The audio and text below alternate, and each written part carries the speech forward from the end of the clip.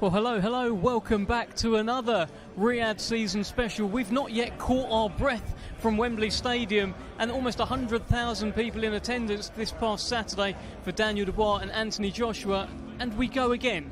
Today is the launch press conference for the Four Crown Showdown. October the 12th, Dmitry Bivol, Artur Beterbiev contest every light heavyweight belt that there is. The undercard is stacked as well. And this panel is stacked because it's such a big show. So many people want to talk about it. Steve Bunce, great to see you, sir. Great to be here, Dev. Johnny Nelson, great to have you as always. Thank you. It's tired from the weekend. Yeah. Andy Clarke, great to see you as well. You tired from the weekend, I'm sure, but you don't look it, Andy. You look ready to go. No, it's still buzzing from the weekend, to be honest. It's one of those nights, isn't it, where you don't sleep properly for a couple of nights after that. It was... wow. I mean, 9 days ago we were here, weren't we, right at the start of AJ Dubois Press Week, and we had no idea what was coming down the line, and that's the great thing, isn't it? Now we're here for something else, and we've got no idea what's going to happen on October the 12th. We might think we do, but we'll almost certainly be wrong, and that's the beauty of it. That is the beauty of it. A lot of people are calling this fight, Beterbiev and Bivol, the best fight that can be made in boxing. What says you, Steve Bunce? Well, I think you'd start to disagree with that statement. I know it's a line that Frank Warren uses. It's a line that Eddie Hearn uses. And I think it's to do... well, it's quite simple, really. The mathematics are there. The statement's there. Two unbeaten fighters, tick the box. Two unbeaten fighters with incredible records. So there's unbeaten and there's unbeaten. And they've got incredible records, tick the box. All four of the belts on the line, tick the box. And a rivalry that they both play down. But I know there's a lot of rivalry. Going back to when they were... one of them was a young boy and one of them was a seasoned man when they were both in the national squad. So we got the rivalry. What we haven't got is trash talking. I couldn't get either of them. You'll love this, John. I couldn't get either of them to even read a trash talking message. So I gave them cards with Tyson Fury trash talking. They couldn't even read out Tyson Fury's trash talk as they were acting. So I think what box is missing, if you think about it, what makes a great and desirable fight? If you can show me a box that these two don't tick, I'll hold my hands up, because I don't know what the box is. Johnny, what are you expecting today? These are two cold, cool characters, unbeaten. Steve says they're not going to trash talk. They're not, are they? What do you think? I've just seen Frank Warren walk in with the biggest smile on his face right now. So he's on a roll at the moment. What I'm expecting complete and ultimate professionality from both these fighters. In the whole sport of boxing, these guys, if there's a picture next to the perfect boxer, it's one of these two guys. How they carry themselves in and out of their ring, how they perform in and out of the ring, their records, their resume, everything about them. This is one of those fights that it's got to be luck on who wins. Nobody can say he definitely wins. This is one of those fights where it's split down the middle. It certainly is. And Andy, Johnny mentioned there about luck.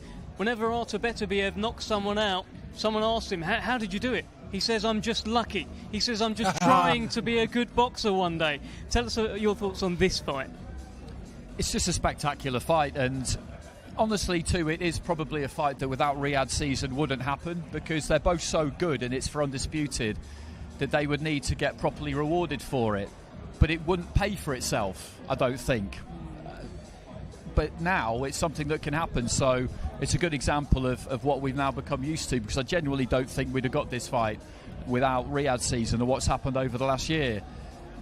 It's just fascinating, because I find the most menacing boxers, the ones I find genuinely menacing, are the ones who don't say much, but they don't say much not because they're shy, but just because they've got rock solid confidence, and they are totally emotionless. Some people don't talk have about to say anything. No, and some fighters talk about taking the emotion out of it, and it's just a ring and all the rest of it. And these two are just completely in that bracket.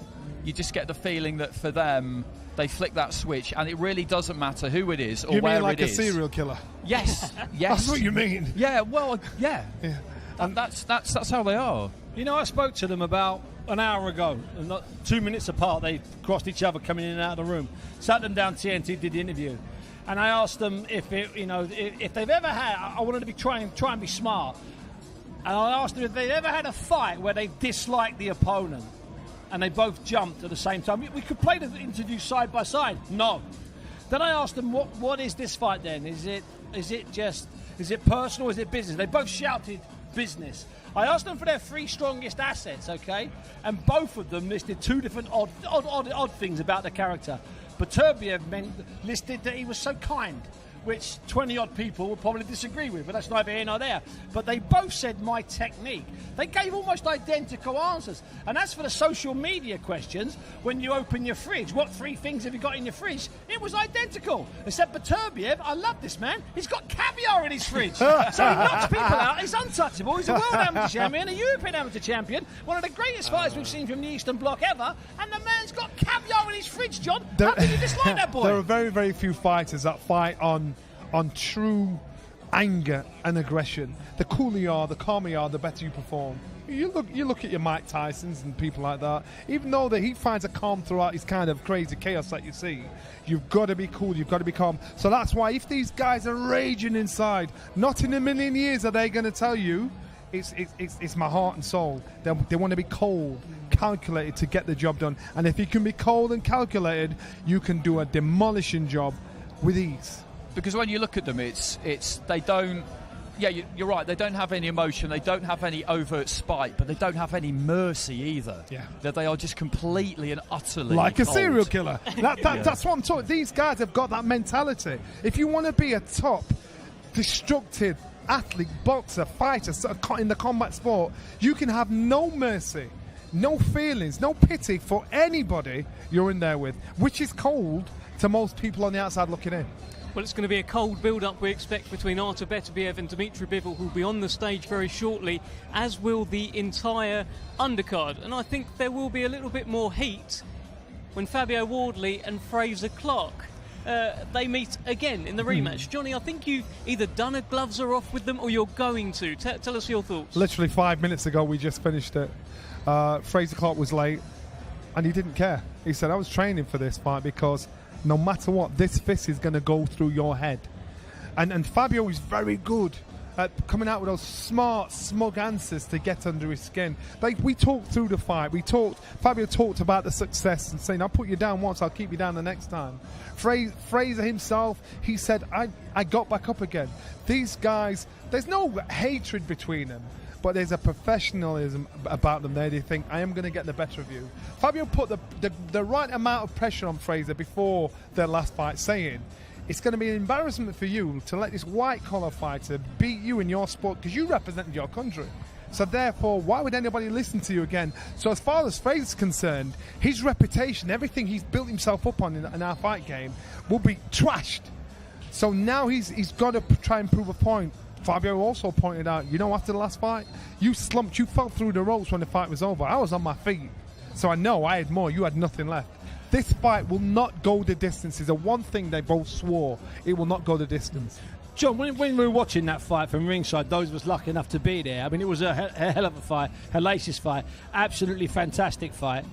I'll ask you a question. Who learned the most from that fight? By the way, I have to keep reminding myself that Fraser didn't lose. I have to keep reminding myself it was a draw. Because I remember I went and did him in the change room afterwards, and I just said, listen, Fraser, it's your first loss. I completely forgot. Because to Fraser, it felt like a loss. But who learned the most from those 12 torrid rounds, in your opinion, John? I think they both did. Fraser learned to respect Fabio because he had no respect for him. Fabio learned that he can hurt Fraser Clarke, and believes he believes he was a 6 out of 10 in that fight. Believes a 10 out of 10 stops him. So they both learn a kind of positive, which is going to put him in a better position for fight number 2 on 12th of October. Well, the first one was an absolute thriller, Andy. I think you were commentating on it. It must have been a joy to commentate on. What a story and what a rematch. Absolutely, it was spectacular to be there, and an easy fight to commentate on because of just how good it was. But it did go in passages, didn't it? And that's what made it such an interesting fight. Due to the fact that at the start, you could see that Fabio was getting hit by that jab, and he was thinking, okay, this is different. This is a bit different. Why can I not get out of the way of this jab? And this is heavier than a jab I've been hit with before. So immediately, I think he realised he was in with a better technical operator that he'd been in with before. But then in the middle rounds, and particularly in the second half of the fight, Fraser realises he's dealing with someone who is like nobody else he's dealt with before, because this guy just will not go anywhere, and he's still dangerous. He looks like he's about to fall apart at any second, and yet he can still hurt me somehow. So going into the second one, I do feel it's about who is most capable of making the adjustments from the first one. I know Fraser feels like that's him, but Fabio will be equally certain that it's him, and that's what I love about it. They both go in off the back of the first one, completely believing they'll win the second one. It sounds to me, Andy, like if you take on board what you said there, and I do, that they'll both be facing some demons. They both know the other man can beat them. They both, from the way Fabio suddenly is being hit with shots, and they're good shots that he hasn't been hit with before. He's been clipped a few times, and then Fraser is hitting someone, and the guy's not showing any signs, and he's coming on and end up dropping him. So so when they're sleeping at night, they're dreaming of victory. Of course they are, but they're also, before they're going to bed, they're having flashbacks to some of those rounds when things happened that they had never happened to them before. Like, for instance, John, your career was so long and so illustrious. Like, when was the last time something happened to you in a fight that hadn't happened before? It was probably about 5 or 6 years before you retired. You know what I'm saying? I was actually going to flip that over to you, Steve, because I thought Steve was around when I boxed. So you've seen them all come in all shapes and sizes. You've seen the highs, you've seen the lows. You've seen the ones that fall apart that we thought would go on top. And that's why I thought, can you match any fighters that you come across with the characters of these two fighters, and the outcome has just been so tight. You've got one that's professionally inexperienced than the other, one that's got more amateur experience than the other, but one that's got professional success in Fabio Wardley. He's done that, he's got something about him that's annoying.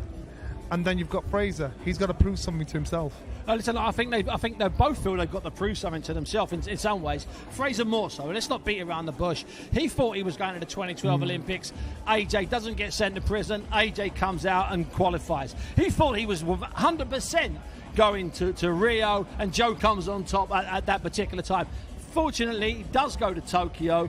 It's perhaps a year too late. That's neither here nor there. We know we're nitpicking there because it was a year too late for everybody. He's a GB stalwart. He's a man that's been to Europeans. He's been to World Championships. He's boxed all around the world. I mean, he's probably boxed in 60 countries. So he feels he's really got something to prove. Because, like it or not, and I know that Fabio's done very well to distance himself from his white-collar roots, we still like to go back to those white-collar roots. All four of us here, in private conversations, maybe not it's when hard we're to on give air. him that respect, isn't it? And it feels bad. Which is disgraceful, but it is. I mean, Boxing you snobbery. still say, and the rest of the sentence is, for a white-collar boxer, which is a disgrace that we use that. But, I'm going to use it here.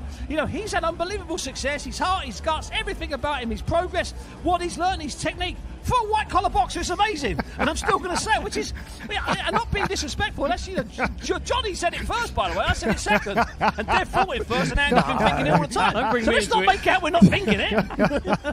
Well, the main event, of course, is Artur Beterbiev and Dimitri Bivol. We've talked about Fraser, Clarke and Fabio Wardley. The undercard is also full of a lot of star power, Shirez and Eubank, Ben Whittaker, that we're going to speak about, but also fighters at the forefront of history. Skye Nicholson will defend her WBC World Featherweight title against Raven Chapman in the first female world title fight in Saudi Arabia. Riad season keeps making history.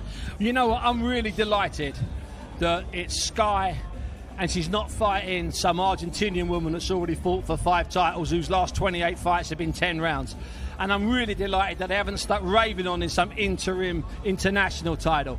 I think Raven and Skye, they've been on a collision course for a while, even though that they're both still fresh in bouts. They haven't waited for 5 or 6 years, but they've talked about each other for a long time, at least 18 months. I think it's one of the best female fights out there at the moment. I love Michaela Mayer against Sandy Ryan, don't get me wrong. I love whoever Lauren Price is going to fight in December or November, because I know it's going to be a good fight, but this is right up there with it, and that's why I think it's perfect for Riad season. And it's not just going to show, it's not just a good women's fight, it's a great women's fight on that card. And what it's going to do, everyone knows about this famous amateur tournament I went to in Riad, where there's like 500 people there, and I walk through the door and there's a woman referee and there's a female judge, and there's a woman in the ring who's just been disqualified, and she takes her gloves off and throws them at one of the referees. I've not even been 10 feet inside the arena, and it's like I'm stepping back in time. And it was like a different world. It was a world that no one knows about. And Eddie Hearn said to me 10 minutes ago, and I'm not name dropping, I'm just repeating what he said. He said it's really important that if you're going to have a massive women's fight, it's one that all those female boxers in Saudi Arabia can look up to and go, wow, she's great, that's where I want to be. So they're pioneers, Dev, and pioneers are good. They certainly are, Andy. Stylistically, it's a cracker. It's one of the best fights that can be made. It might be the best fight that can be made in female boxing right now. You've got the smooth boxer in Sky, and you've got Raven Chapman, who will just not leave her alone. Yeah, it is that kind of equation, and it has built nicely, as Steve's been saying. They've been talking about each other. It's been rumoured. It seemed obvious, but the obvious doesn't always happen, and now it is happening. And I think for Raven, she's probably been getting slightly impatient because she boxed 3 times last year, just once this year so far, because she has been waiting. I don't know how long ago before it was announced she would have been told that there was a strong possibility, but she'll be itching to get out there. And I think for Sky Nicholson, she won a vacant title, and there's nothing wrong with winning a vacant title. You go into the fights that you'll put in, but at the same time, when that's the case, you're looking for a signature victory after winning the vacant title to really kind of rubber stamp yourself, aren't you? And this would be that. This will certainly be that. We've also got Chris Eubank Jr. taking on Kamil Szeremeta. Eubank Jr. making his Riad season debut. And Johnny, it's always good to see Chris Eubank Jr., right? He's been out of the ring for around a year, and this is really him coming back and trying to remind everyone, get into the groove a little bit. Chris is not just a boxer, he's a businessman, because he's kept himself in a prime position. You know, I want him. He's one of those fighters that can pick and choose where he wants to go, and it's his decision making, regardless of what titles he hasn't won in the past. So he has the capability of doing that, and people are curious, and maybe he gives us just enough, but not too much, to want to see him win or lose. Maybe he gives us just enough, or not enough, just to be intrigued. He is brilliant at it, no matter who he gets in with. Remember when he first came on the scene, his dad was throwing his name in the same line as Triple G at that early stage of his professional career. You know, it goes on. The son knows how to create interest, inspire, to intrigue, just to get your attention. And this is his decision making to get himself in such a great, lucrative position. It's that promise, Deb, you see. With Chris, it's the unknown and the promise. And so you kind of want to say, he's been overprotected and he's not going to make it in the big time, but you can't do that in case he gets in the ring and hits someone on the chin and you look like a fool. As you know, everyone's a genius. I don't know about your phone, but at about 20 past 11 on Saturday night, I had about 30 messages from people. Everyone knew what the result would be. Everyone knew I was going to knock him out in the fifth round with a counter right hand. So it's the same with Eubank. When he either does win that a really good world title, or he does get bashed up and beaten and stopped on his feet, not like Liam Smith, but in a hard fight, everyone will say, I knew that. And it's a little bit like people are a little bit afraid. I think, in my personal opinion, he is underestimated as a fighter with talent and heart. And if his name's John Smith, he's been a great servant and a great fighter. I'm convinced of it. He's had to wander and fight his way outside that umbrella, that father's umbrella. And those of us that were around ringside and around with Chris, Johnny was. It was a privilege and a pleasure to be around his dad when he was fighting. Forget the monocle and the silly bikes and some of the statements. He was unbelievable. And he kept out. We talk about AJ carrying the sport. Well, he helped carry our sport for a long time. And that's a massive umbrella. That's a massive backdrop. Do you think he's drawn the line to say, you know what? I'd like to think so. I'd like to think so, John. He said to me the other day, he said they're not calling me Junior anymore, and they're not calling me Junior anymore, and not calling me Chris Eubank's son. Well, they will if he loses, trust me. If he wins, he might become just Eubank. He might just be Eubank, and the other one might just be Eubank. By the way, did you see the nick that the other Eubank's in? He must be a pound over the super middleweight limit. He looks unbelievable. Anyway, I digress. Sorry, Andy. Sorry, Dev. Well, listen, Chris Eubank Jr. is also one of those fighters, because of the reasons we've talked about, very much with a target on his back. He's performing just a month after Hamza Sheeraz just put on a stunning performance at Wembley Stadium, Andy, and Hamza Sheeraz keeps talking about Chris Eubank Jr. That fight keeps growing. Of course, Chris Eubank Jr. has his own fights that he wants to target. He's talked about Canelo, Conor Ben, Lara, but is there a little bit of pressure here to make sure he does make a statement to set himself apart from the likes of Hamza Sheeraz? I think he needs to look good. I think he does. And I think they chose wisely for him, because Kamil Szeremeta a former world title challenger, former European champion. But in his last fight, he drew with a guy called Abel Mina. I saw Abel Mina's fight after that in Caracas a few weeks ago. It's not on his record. And he was very lucky to get a win over 8 rounds against a Uganda guy called Shadiri Bwogi. And I looked at it and I thought, if Sheremetter's only drawing with this guy, then he's on the slide. So I think that they picked well for Eubank, because he does need to look good. I'm kind of fascinated by him, to be honest. I was a massive fan of his old man. And you just never know what's going to come next with him. He came in to do the podcast at Sky, and I was hosting it because Andy Scott was on holiday. And he said, well, I'm probably going to have a tune-up and then I'm going to fight Canelo. And I said, well, if you're going to have a tune-up, that's fine, but that'll be for short money compared to what you're used to. And he kind of gave me a bit of a sideways look, saying, oh, you think so? He doesn't do short money. He doesn't do short money. And then, of course, this turned up. You want me, you pay for me. That's the tattoo he's it. got on his chest, trust me, yeah. Well, Ben Whittaker, also a man who's growing in profile, growing in stature. He's got that Olympic silver medal. He's got 3 million Instagram followers to go with it. He's in action against Liam Cameron in what appears to be a step up. This, to me, is a perfect platform for Ben Whittaker. I've always said from after his first 3 professional fights, this guy's a full package. I remember the emergence of Prince Ateem Hamid, the things he said and did, evoked emotion. I loved him or loathed him, but he backed it up.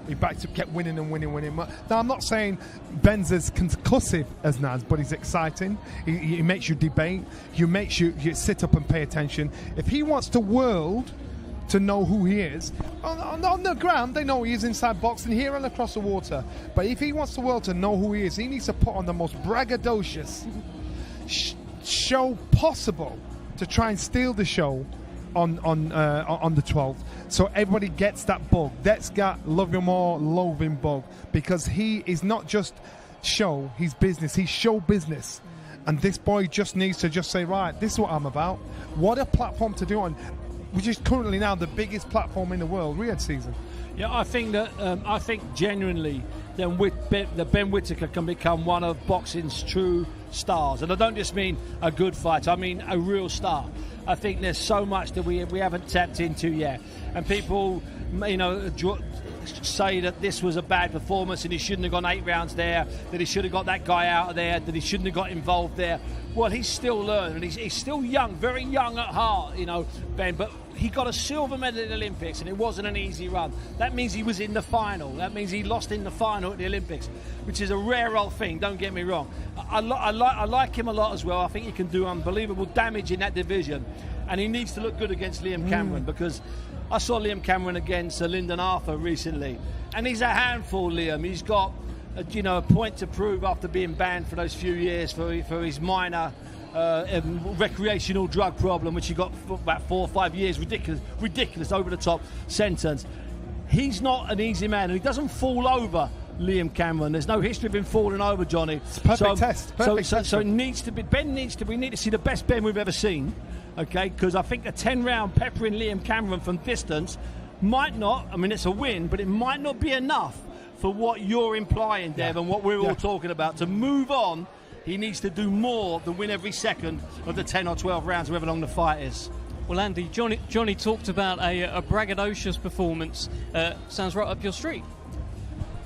You know what I think he should do during fight week, and I'm sure he will, is look at the 2 guys at the top of that card, because they're in his division, and think to himself, I want to put on a performance that one of these 2 would be proud of. So maybe a little bit of showboating, a little bit, because it's kind of, it's part of his brand, but only a little bit, and concentrate on giving us a cold, merciless, cruel performance. He's got that in the locker, Andy. Oh, he definitely has. I'm convinced he's got that in the locker.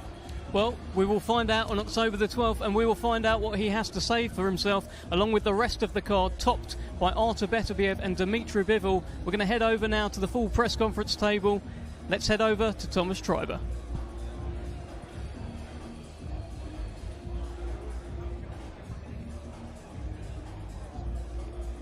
Well, Thomas Treiber, we're not going to head to him just yet. We're going to come back. That is the magic, the beauty of a live stream. He wasn't having any of that, TT, was he? He wasn't having any of it at all. Dave, can I just tell you, I'm looking at that there. You said we're going to head over. I looked at that and I'm thinking, no, there's a good 6 or 7 or 8 minutes left yet, son. Don't worry, we're not finished yet. Not a chance. Look at that table. They're relaxing. Yeah, no, they're not even on the 3rd course yet, and it's a 6th courser. It is a boxing table royalty right up there, full of boxing royalty, full of the promoters as well. Eddie Hearn's up there, Frank Warren, Ben Shalom's up there as well.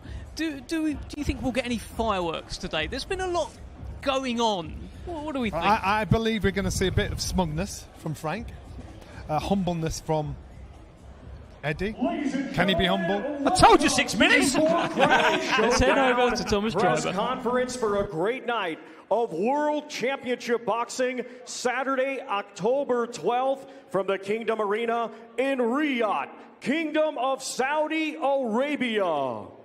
We would first like to thank the Kingdom of Saudi Arabia and the custodian of the 2 holy mosques, King Salman bin Abdulaziz Al Saud, His Royal Highness the Crown Prince Mohammed bin Salman, and His Excellency, Chairman of the General Entertainment Authority, JIA, Turkey Al-Sheikh.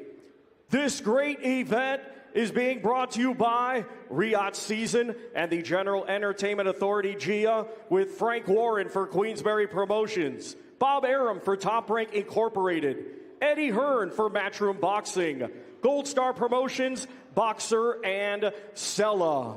It will be shown worldwide on DAZN, on TNT Sports Box Office, and the main event only on ESPN+.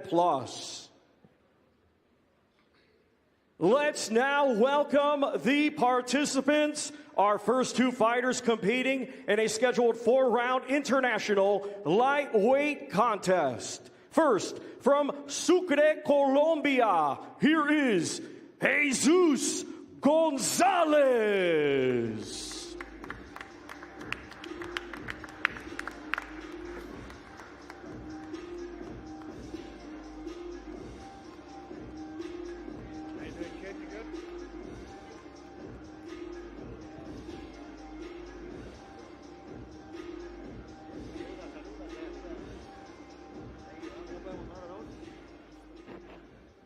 And now let's welcome from Riyadh, Kingdom of Saudi Arabia, mighty Mohammed Al-Akil.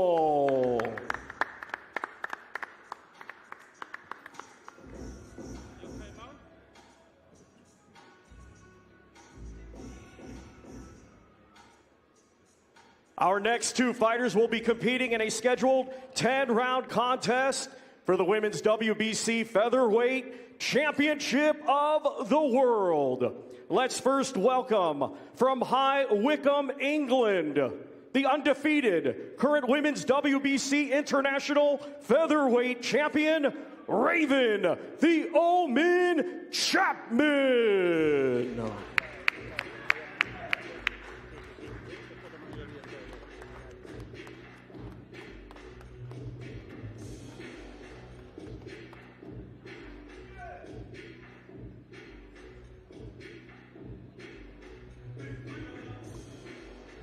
And now let's welcome from Queensland, Australia, the undefeated, reigning and defending Women's WBC Featherweight World Champion, future undisputed, Sky Nicholson.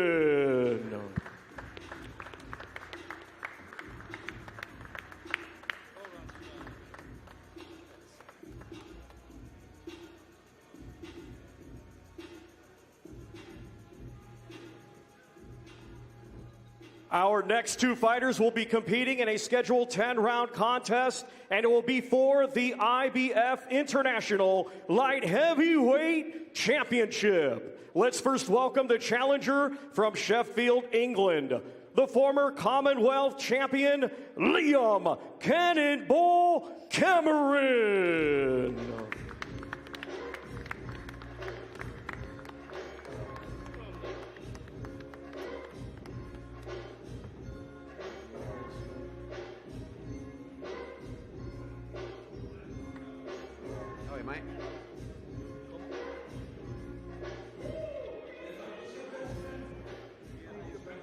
And now let's welcome from West Bromwich, England, the undefeated reigning and defending IBF International Light Heavyweight Champion, Ben the Surgeon Whittaker.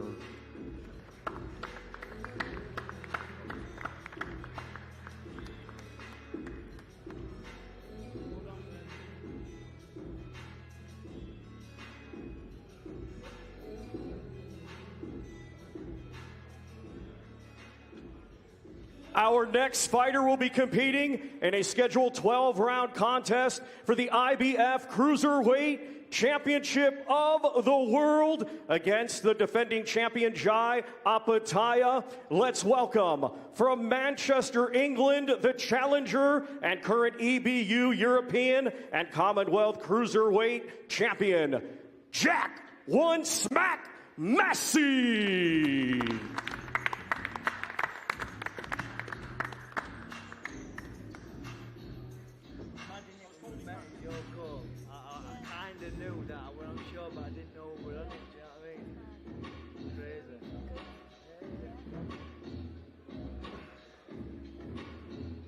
Our next two fighters competing in a scheduled 12-round contest for the vacant IBO Middleweight Championship of the World.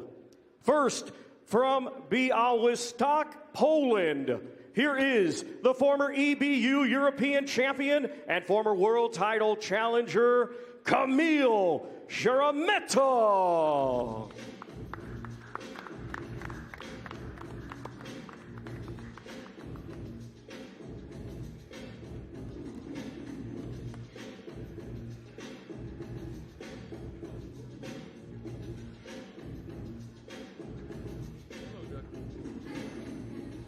And now let's welcome from Brighton, England, the former British champion and former IBO super middleweight world champion, Shirez and Eubank Jr.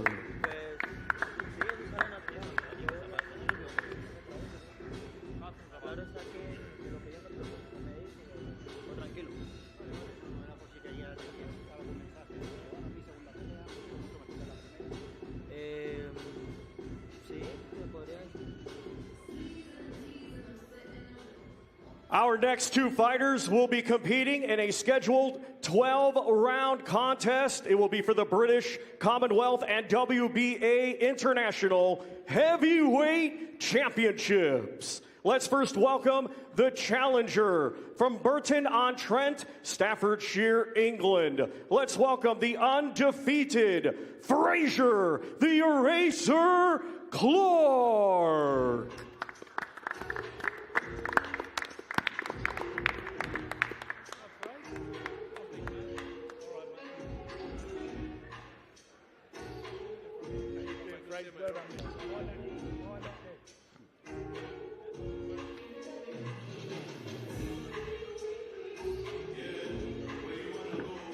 And now let's welcome from Ipswich, England, the undefeated reigning and defending British, Commonwealth, and WBA International Heavyweight Champion, Fabio Wardley.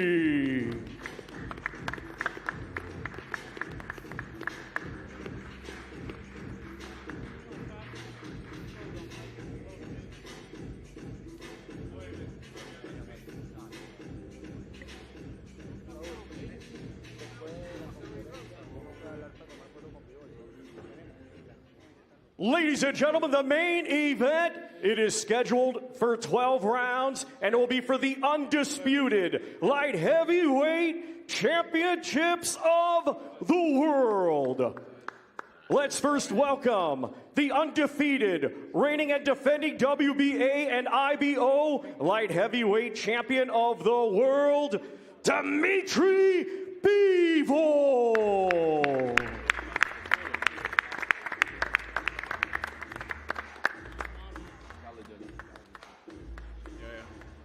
The end there.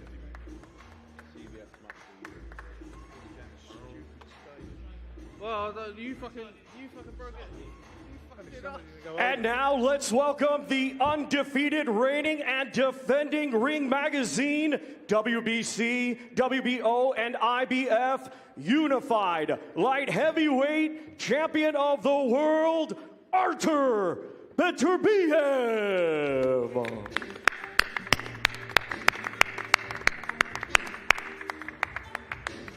It's all about me.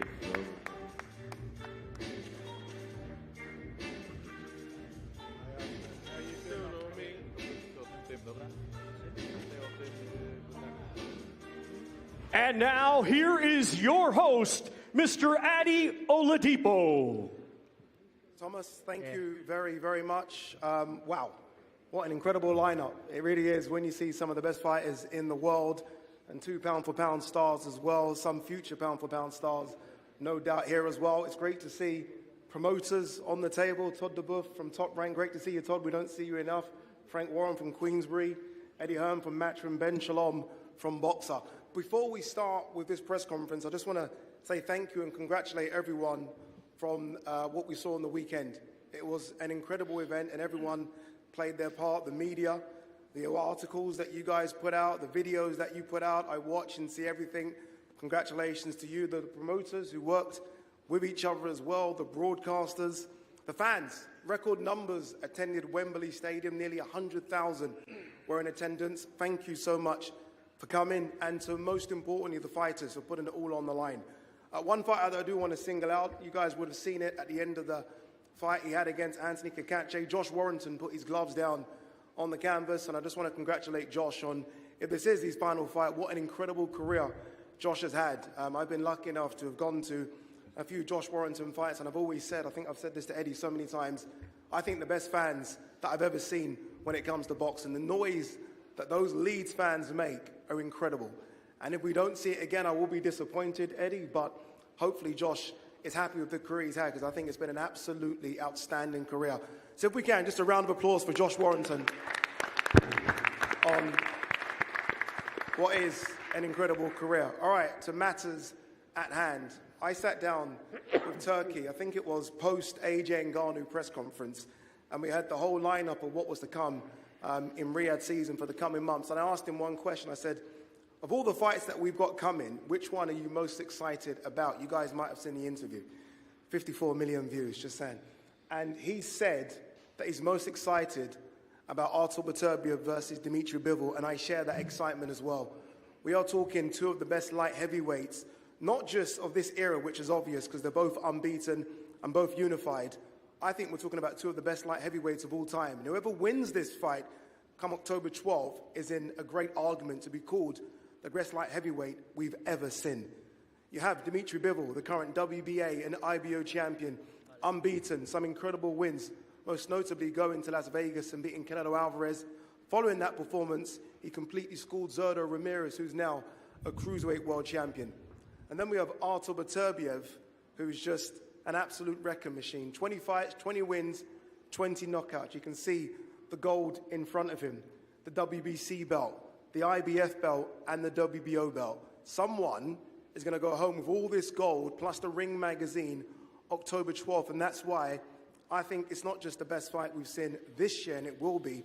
I think it's one of the best fights we're ever going to see. I really do think this is going to be something very, very special, and it is going to take place as part of Riad season. And you know by now that Riad season only delivers stuff that are very, very special. We are going to hear from all the fighters. I have been promised that Jai Opataya will be here very soon.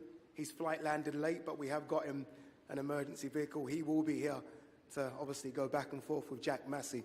Before we do that, I do want to quickly hear from a couple of men on the top table. Spencer Brown, I'm going to start with you. Me and you have spoken so much about what Riad season has done to change the sport of boxing.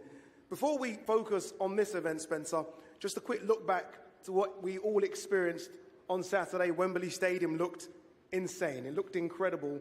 That has been Riad season, and obviously we can expect something similar October 12th. Yeah, a lot of people have said to me that they thought Saturday was possibly the best boxing event ever been put on the world's ever seen. I can't think of too many more that have. It was incredible. The result was maybe unexpected for a lot of people, but just the whole thing was incredible. The stars were there. Just the whole build-up to it. Wembley way, you walked up there was like England was playing. It was incredible. So I've got to say well done to Riad Season, Turkey Al Sheikh, all his team, Seller, GEA, everybody. I mean, they left nothing to fruition with that show. Everything was bang on. Unbelievable. In terms of expectance for this one, again, I've given it the big sell. It didn't need a sell because it is incredible. But Dimitri Bivol versus Artur Beterbiev for all the marbles is just sensational. It just keeps rolling on. It's show after show.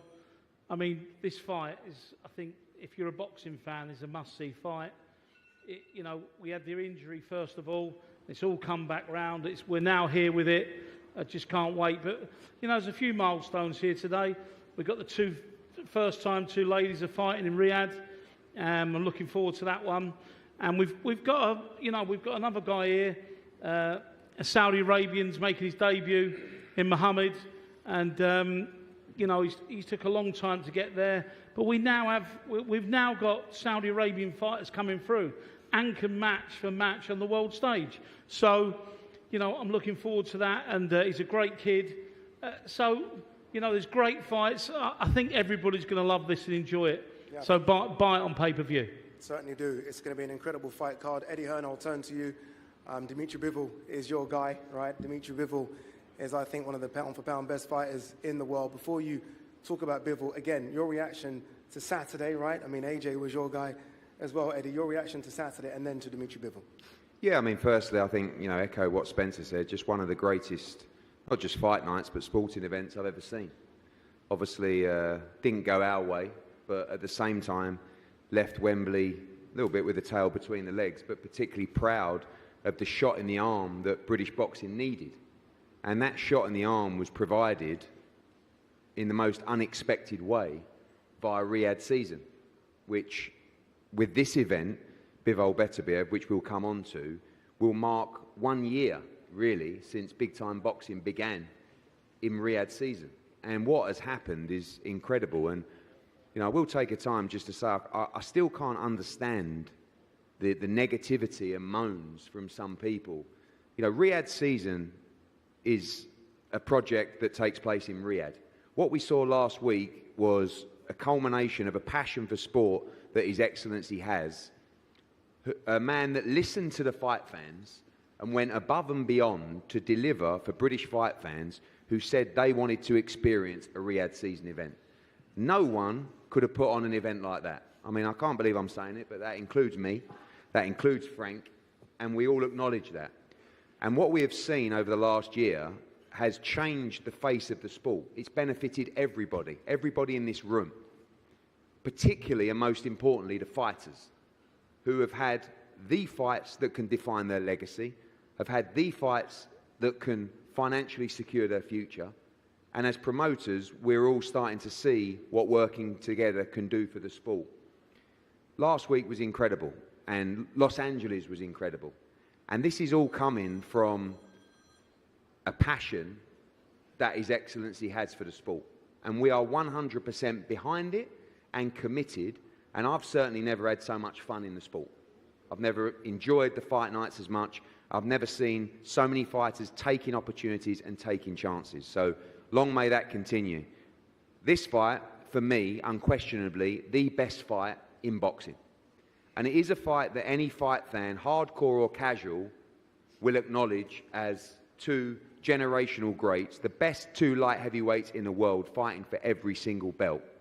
I hope that casual fans around the world can hear and listen and understand the importance of this fight, because this is a fight that, for me, can only be an all-time classic.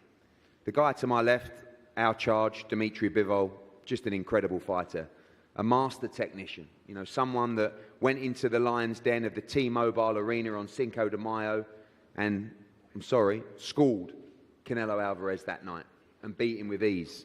This time it's a bigger challenge physically. One of the all-time great light heavyweights in Artur Beterbiev, a machine. And you have two immovable forces meeting for the undisputed light heavyweight world championship. And I think what a fantastic way to kick off Riad Season with the very best fight in the sport. And the undercard, every single fight on the card can headline its own show, as per usual. So my advice to everybody is let's keep this momentum. Let's keep staging big fights in Britain, in America. You know, we've got Todd and Top Rank here as well. And let's keep riding this wild ride of Riad season, which is changing the face of the sport and making boxing great again. Thank you, Eddie. I was going to say phones on silent, then I realised it was Beterbiev's phone, so you can do what you want, Artur. Frank, Riad season's been insane, right? Incredible. Eddie mentioned it would be a year once this fight rolls around. Jai, great to have you in the building as well, Jai. It would be a year since the first Riad season event, Tyson Fury versus Francis Ngannou. How would you sum up the 12 months so far in Riad season?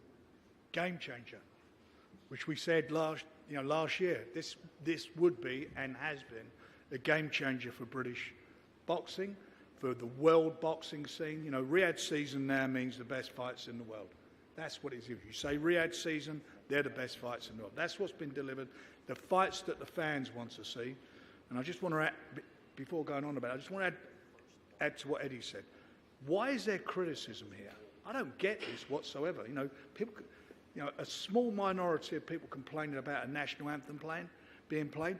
The clue is in the name. It's called Riad season.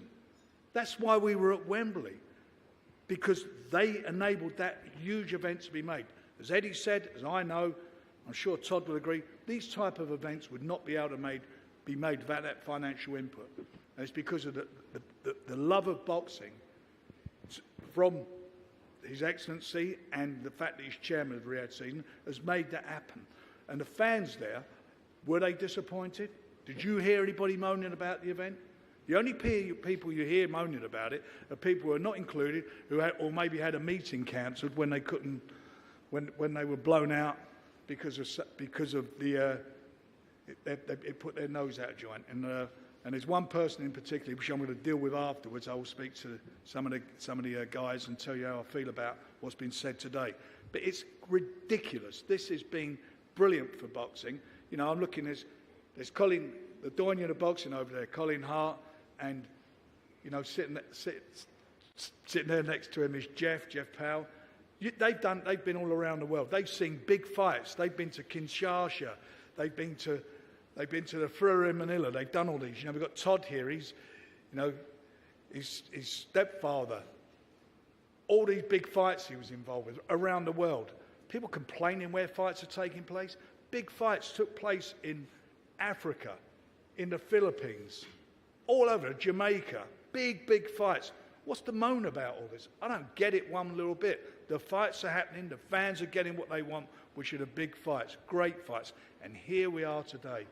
We're involved with a show that's got another great fight, the Game of Thrones. These 4 belts on the line. 2 undefeated fighters, 43 fights between them, undefeated. You know, one of them has the most perfect record, 20 fights, 20 knockouts. This is something special, and it's happening because of Riad season. You guys, how long have you been trying to get it on this fight? Everybody's been trying to make this fight happen. It's not happened. And now because of Riad season it is. And you know what? These guys are getting well paid for it as well. Big money. In the most dangerous of all sports, getting paid great purses. What is there to complain about? The fans are doing well, the boxers are doing well, and yes, by the way, we're doing well. We work hard. That's what we're doing. We're professionals. We're not amateurs. And I certainly am not really an apologist for anything that's happened. It's been brilliant for British boxing, and it's certainly been brilliant for the boxers that I've been involved with. 5v5, how would that have happened? Would we have been talking about that? No, we wouldn't have been talking about that. That happened because of Riad season. And it's just disgraceful that people are picking at stuff after such a sensational night on Saturday, a sensational night that all the fans loved. People saying, oh, there was a couple of empty seats, called sightlines, you know, canopy sightlines. But what would they know about boxing? What would they know about setting up an event? And as I say, here we are again. And you know what's on this card? An historical moment for Saudi Arabia, for Riyadh, a women's world title fight. That's what we got on the card. Is that progress? Is that great? Is that great for women's boxing? You pleased about that, Sky? Very. Raven? Yeah, absolutely. Hey, and you're getting well paid? Yep. That's what it's about. I don't get all this nonsense, all this negativity. This is brilliant. I'm 72 years of age. I can't believe I can't believe some of the people and some of the things that are being said. And if you feel so bad about it, don't attend. Don't come, don't attend. But you know what? The boxing fans will be there because they love it. They love what they're seeing and what they're getting. And this show is a great, great show. And I don't want to, and I am deviating from the main fight, but this main fight, I'm a neutral in this, but I've got to tell you something, I can't wait to see it. This is a great fight. This is what boxing's about. The best fighting the best.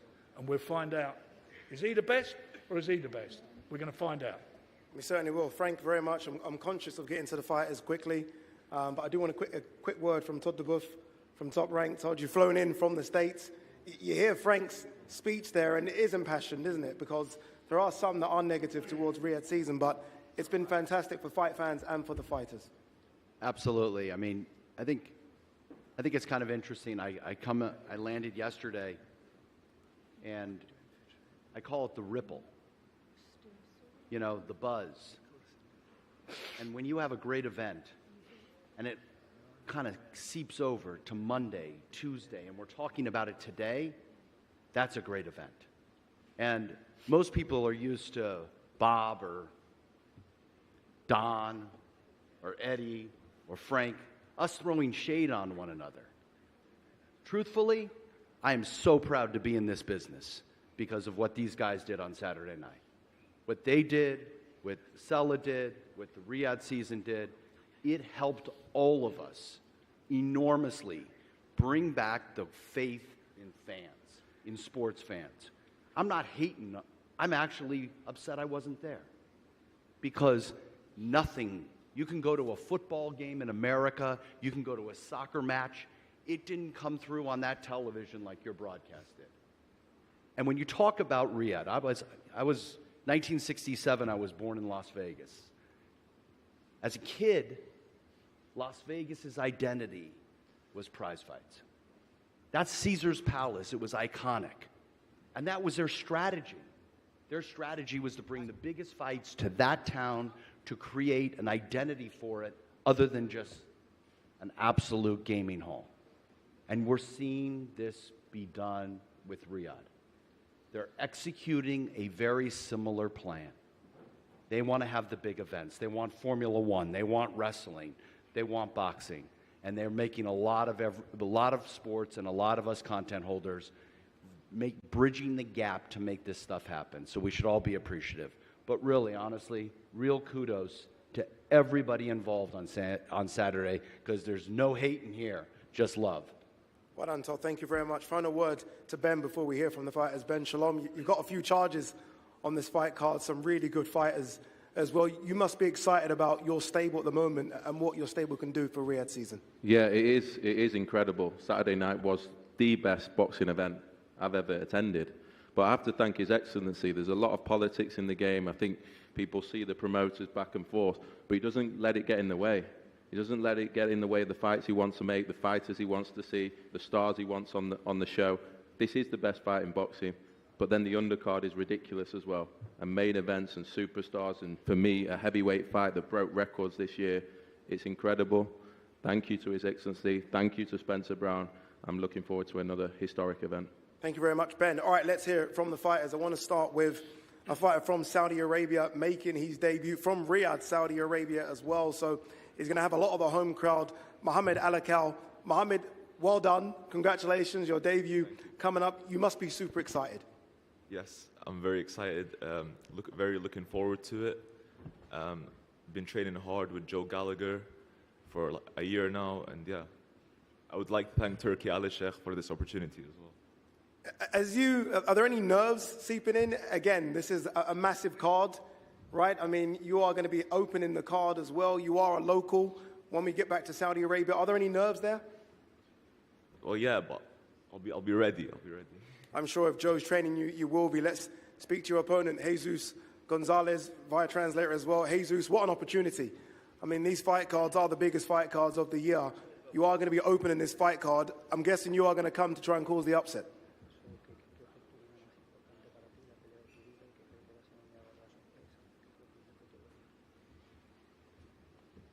Bueno, primero que todo, mi Dios me los bendiga a todos los presentes. También quiero dar gracias a los promotores por hacer esto posible y tenerme en cuenta en su cartelera, que para mí, y yo sé que para muchas personas, es uno de los eventos más importantes de la historia en el boxeo.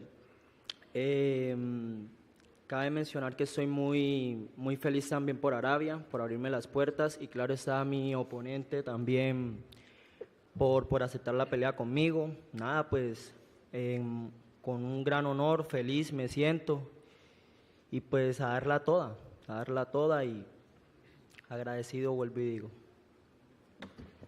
So basically he's saying God bless you all. He's a very religious guy, so God bless you all. He wants to really thank the promoters, all of them. He really wants to thank Arabia Saudi as well to give him this opportunity. It's one of the best events in history of boxing, and he wants to thank his opponent team as well for picking him up to fight. It's a great honor. He's over the moon, and of course, he's going to be at the top of his game. He's going to try to be the surprise of the event. Thank you very much, Jesus. Mohamed Alakel versus Jesus Gonzalez will open the card October 12th. Many have asked about a female fight on Riad season card. I've spoken to His Excellency Turkey about this so many times, and he said we're waiting for the female fight, and I think we have one now. Sky Nicholson, unbeaten, the current WBC featherweight champion. Raven Chapman, unbeaten, WBC international champion. It's only right that they meet to open Riad season. 4 females to fight there. Sky, I want to start with you first, the champion. You've got a smile on your face already. You've been waiting for this opportunity. You've called out Amanda Serrano for ages. It's not Amanda, but it's a tough one in Raven Chapman. How excited are you to be fighting on a Riad season card?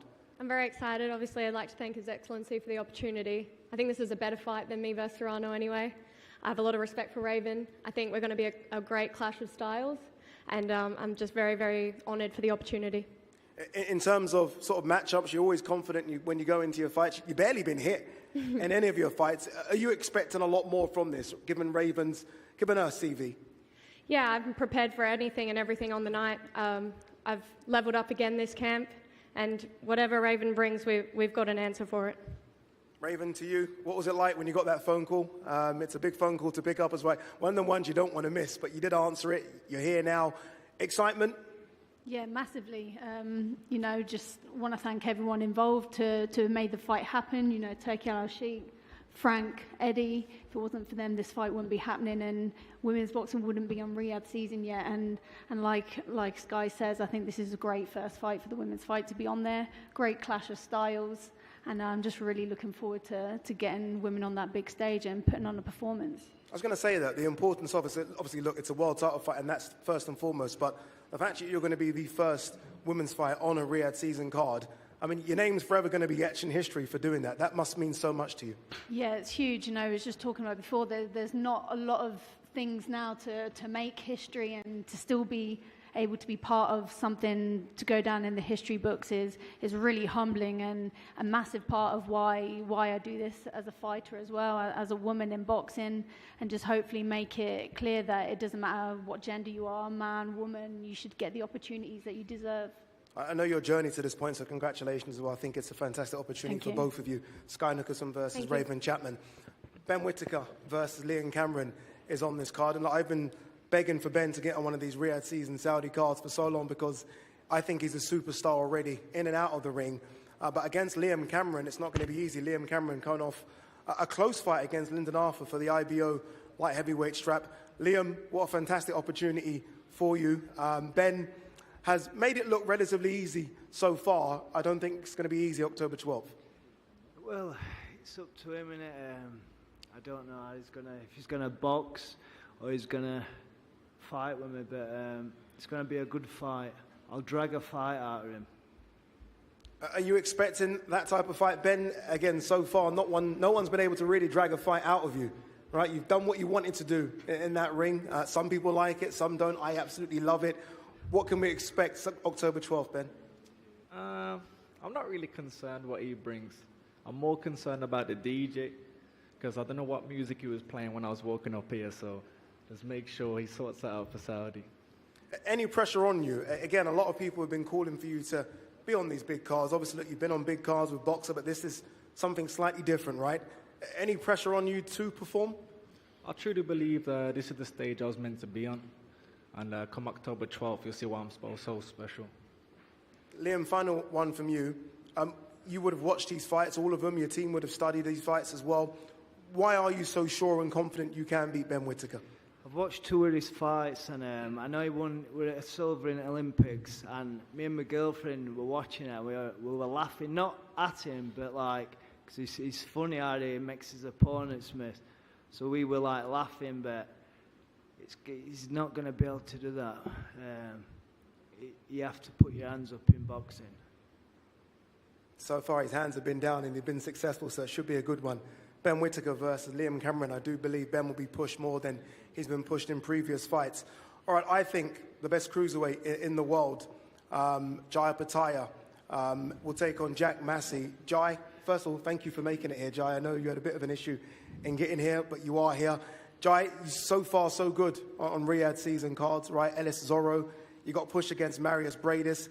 We know you wanted the Chris Billam-Smith fight. You don't get that. You get Jack Massey, who himself's coming off a really good win against Isaac Chamberlain. Is that a disappointment you didn't get Chris Billam-Smith, or are you excited to be taking on Jack Massey? Man, you know, it is what it is. Jack Massey has my full focus now. We're locked in on him. You know, I was chasing those unification fights, but unfortunately we didn't get one, so it is what it is, man.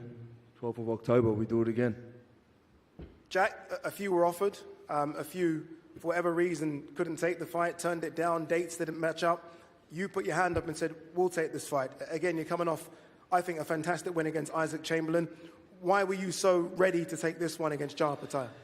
Listen, this is what I do. This is my job. We're fighters at the end of the day, and you get an opportunity this big, you take it with both hands. And I know how big this opportunity is. I'm going to take it with both hands, and I'm more than ready for the 12th. So good to go. But I appreciate it. Thank everyone what's made it happen. Turk, Elishate, Ben, Spence, Kevin, my trainer Joe. So thank you very much.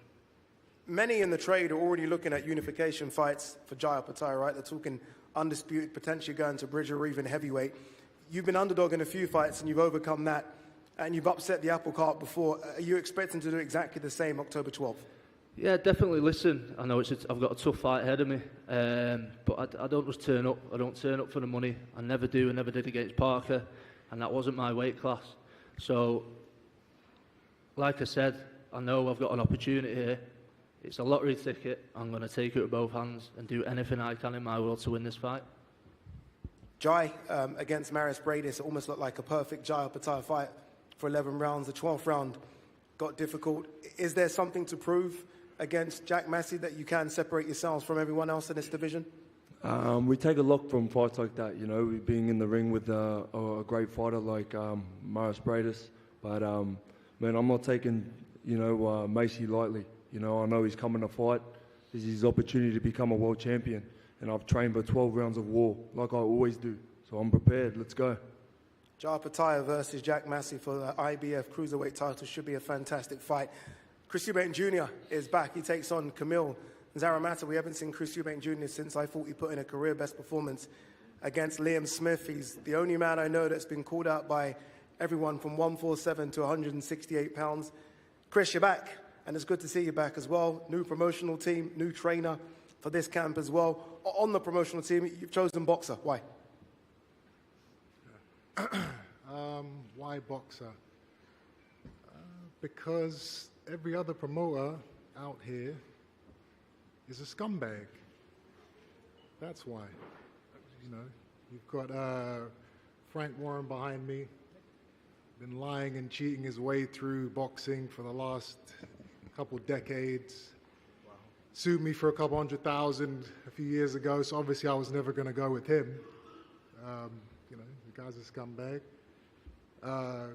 Kalle Sauerland, you know, had me locked up. Speak up, I can't hear you. Kalle Sauerland had, you know, had me locked up in a terrible contract for the last few years, squeezing money out of me at every opportunity. Scumbag. Eddie Hearn, Frank Smith, you know, they did everything they could to try and make this fight against Conor Benn still go ahead. Still go ahead. Why do you fight Hamza Sheeraz, scumbag? After knowing that they, you know, that he was on steroids. Scumbags. You know, I would say the only Why don't you answer I would say why the you only don't promoter fight that I know for sure isn't a scumbag is His Excellency Turkey Al-Sheikh. You know, this is a man who isn't trying to take money from fighters. He isn't trying to use lawyers and accountants to lock fighters up in slave contracts. You know, he's a man of God. He's a man of religion. That's what's most important to the people of Saudi Arabia. He just wants to put the biggest fights on, the best events on, and pay fighters what they're worth. And as a fighter, you know, it's a blessing to be a fighter at this moment of time, because this is the first time we've ever had a promoter like this in the history of boxing. Oh, and, you know, Ben Shalom's a very cool guy too. Welcome back, Chris. Harmony in the room, as expected. On your opponent choice, Chris, Kamil Zaramata, I mentioned at the top, you've had fighters from 147 to 168 to call you out, right? Some big names. Why Kamil?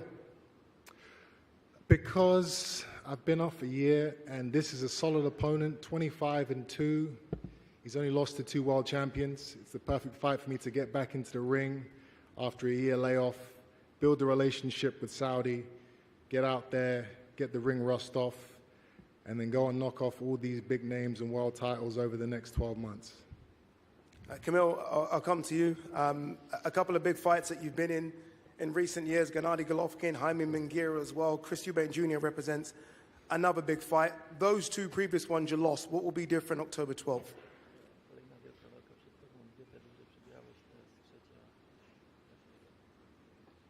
Witam wszystkich. Po pierwsze chciałbym bardzo podziękować wszystkim organizatorom, którzy przyczynili się do tego, że mogę tu wystąpić.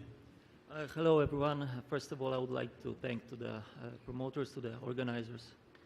Bardzo cieszę się z tej walki, na pewno będę chciał ją wykorzystać, aczkolwiek walkę z Chrisem stawiam na najważniejszą walkę w mojej karierze.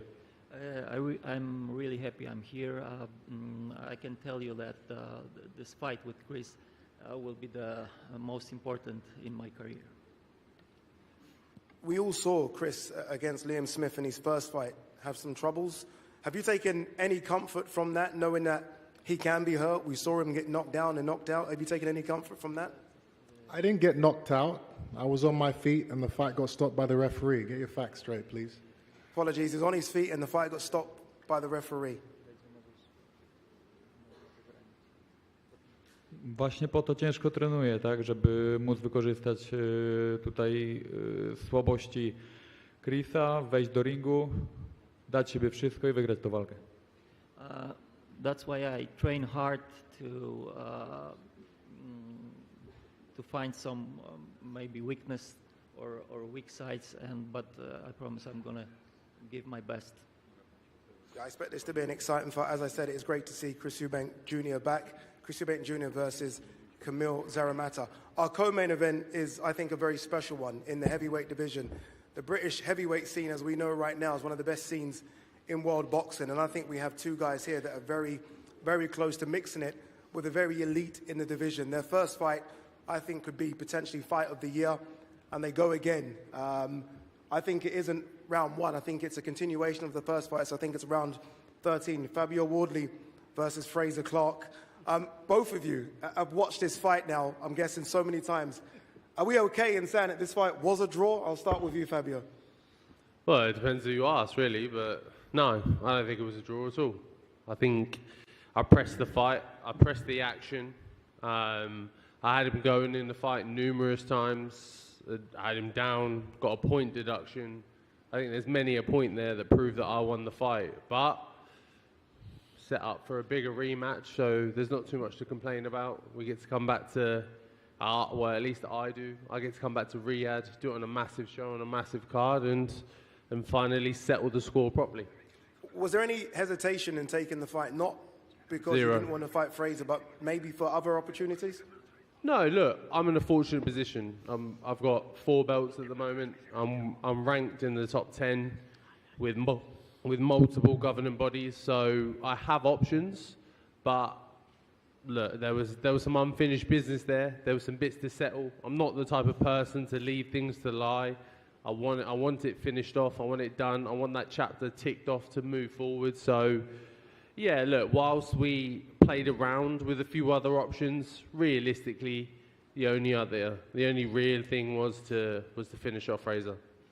Fraser, I feel like I know exactly what you're going to say if I ask you, did you win the fight or was it a draw? You're going to say you won the fight, so we're going to skip that one very quickly. How much did you want this rematch, Fraser? It seemed like you were calling it from the very beginning. Yeah, before I got back to the changing rooms, this is the fight that I wanted. You know, draws don't sit well with me. You could see I was devastated at the end of the fight. And I'm glad we got it on because, quite frankly, you know, I've had a lot of good things to say about Fabio since that fight. But now we're here and now I've seen him. I just can't wait to smash him in the face again. So I'm glad it's here. Do you feel like it was a fight of two halves? Maybe Fabio started very strongly, you started slowly, but then you maybe got your momentum the second half. Do you feel like you need to start faster this time round? You know, we have a game plan, of course we do. But listen, I'm a reactive fighter. I'll go in there and do what I need to do. Again, a really good fight, great entertainment for everyone else.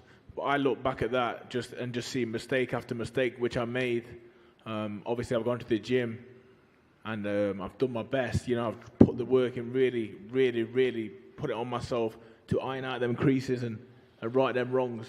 You know, I'm taking a lot from these guys that are on top of the bill, you know.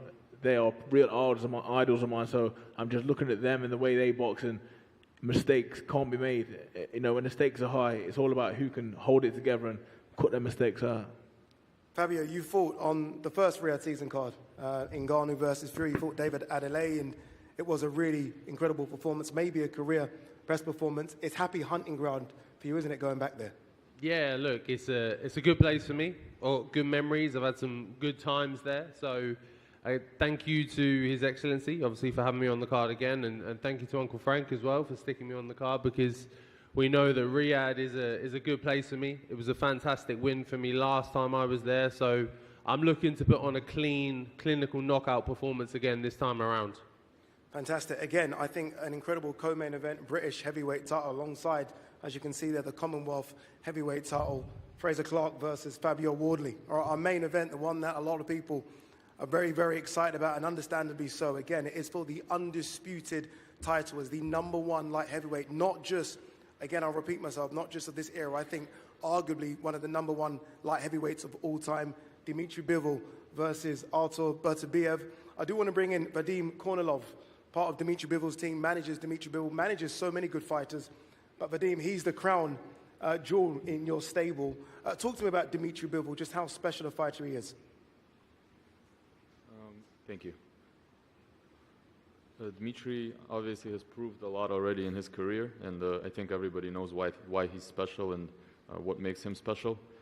But I just want to say, and I'll probably repeat myself, but I want to say how much we appreciate all of Riad and His Excellency Turki Al-Sheikh, because at the end of the day, we've always said that this fight would happen, but we never knew how and in what what type of a fight it would be, what level of a show it would be, and now we see that this fight is getting the attention and the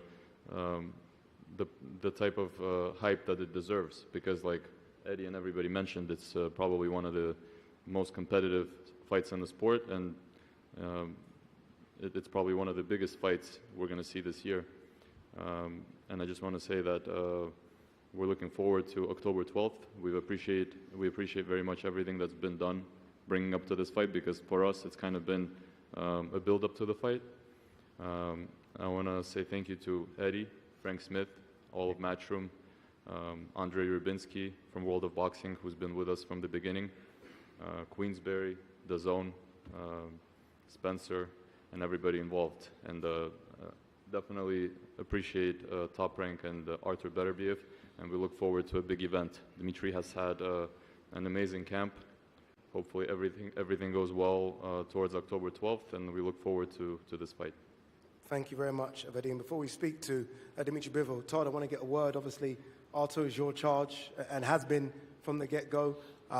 Look, highly ranked by everyone when it comes to pound-for-pound rankings. I don't see his name worse than #5. A very, very special fighter, 20 wins, 20 fights, 20 knockouts, an incredible record. Just how special is Artur Beterbiev? You know, when we come into the fight game, the one thing we really like is we like that absolute determination when somebody goes for the absolute destruction. And every time Artur gets in the ring, he just goes to terminate. And when I first met him in Canada, I was scared out of my mind sitting at a table. Frank and I are right now just shaking in our boots right now because the guy is an absolute animal. You just feel it. And last press conference, he says, I don't say much. I say, well, 2 words. He knows. That's all he said. So for the lack of speaking that he gives, he puts on an incredible performance. And I think we're all in for a special treat with 2 guys in their prime meeting each other at the great weight class. So Artur is going to put on an incredible performance, and we're going for 21, my boy. Certainly are. Let's welcome in the current WBA and IBO champion, unbeaten Dimitri Bivol. Dimitri, it's been an incredible journey so far. Topped off, I think, by that Canelo victory in Las Vegas. He then followed up with the Zurdo Ramirez performance as well. 2 very, very good fighters. Canelo at the time, arguably maybe pound for pound #1. But this is the fight you've been wanting and asking for a few years now. Was it just because it was undisputed, or was it you wanted to fight Beterbiev? First of all, hello everybody. Yes, I wanted the undisputed fight first, and I wanted to fight against the best boxers in light heavyweight divisions. This was 2 my goals, to make my name in this sport.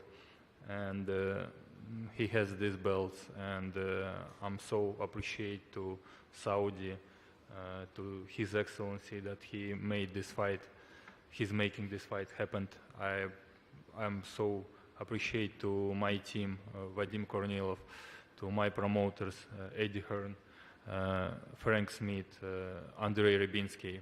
Everyone was wanted to make this fight also. And of course to Artur Beterbiev, thank you for making this fight also.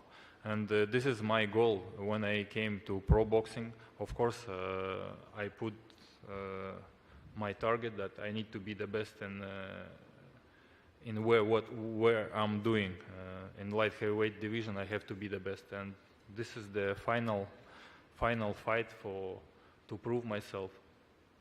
What would it mean to become undisputed? It isn't just the belts that we see now, it's the Ring Magazine title as well.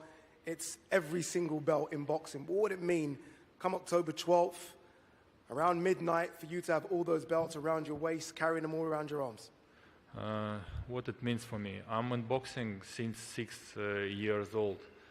All my journey, I was working hard, I sacrificed a lot, and this is like final step. Did I do everything right or not? And I want to make it like I did everything right. So far, so good, as is so far, so good as well for Artur Beterbiev.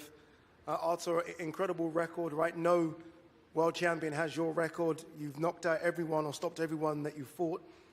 You're expected to do the same by many in your team as well. But talk to me about becoming undisputed and what it would mean for you. Hello, everybody.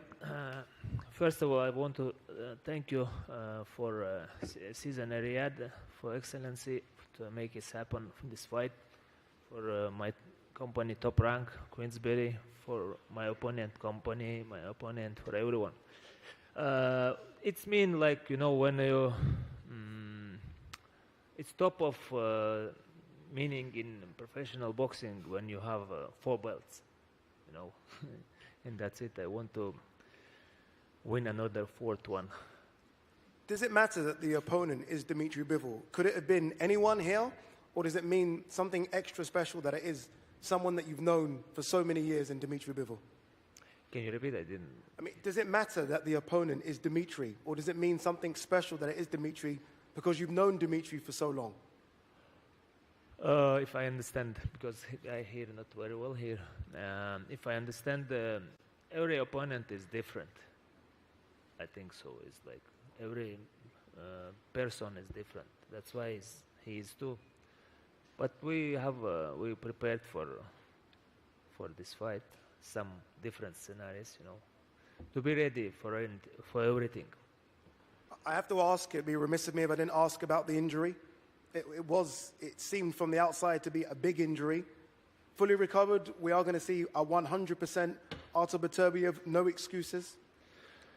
Yes, because I always do preparation for 100%. If I'm not there, I don't want to do for half is not for me. Okay, I know you're a man of very few words, so I will ask you for a prediction. Again, so far, no one has gone the distance with you. Do you expect to go the distance October 12th? I never did prediction, but and I never want to knock him out. Someone, it's happened. I always more focus for different details, to prepare to do good things. For me, good things. And again, for both of you, so far so good. 2 unbeaten fighters. This is what we want, right? The best meet and the best, undisputed, everything on the line, and it will be on the line, not just for these fighters, but everyone on this card as well. Before the fighters do a face-off, and I'm really intrigued about some of these face-off, we have a trailer to show you. Everyone's excited about the trailers. I am as well. I've not yet seen this one, but I've been told it is incredible. Here's the trailer for Dimitri Bivol versus Artur Beterbiev, the 4-Crown Showdown.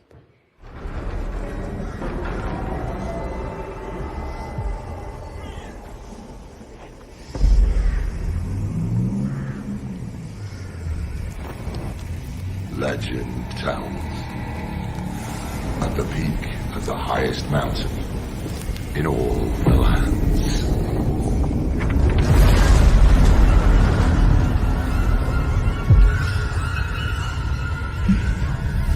there lay dormant for thousands of years.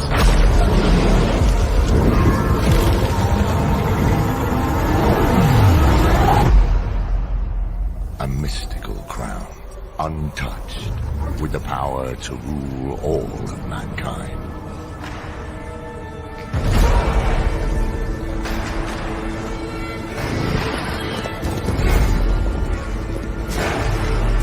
Lusted by man.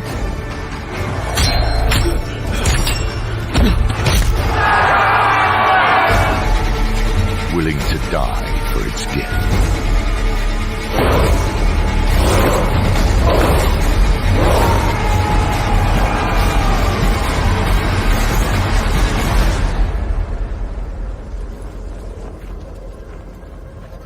Sacrificing everything. Before them, a terrifying journey awaits.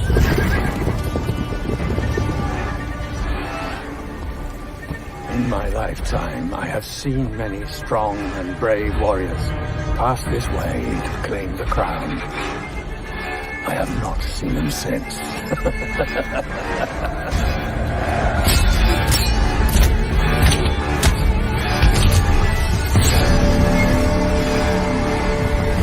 Unspeakable horrors, relentless agony, a wasteland of the fallen.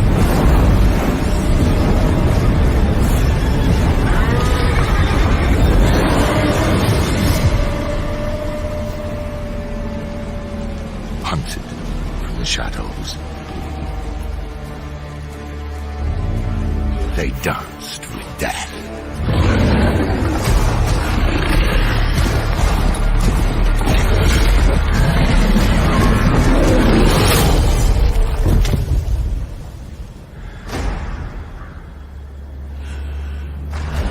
But the two defied the fate of mortals.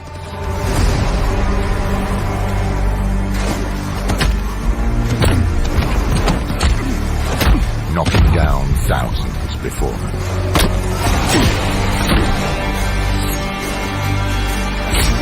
Braving the path to glory.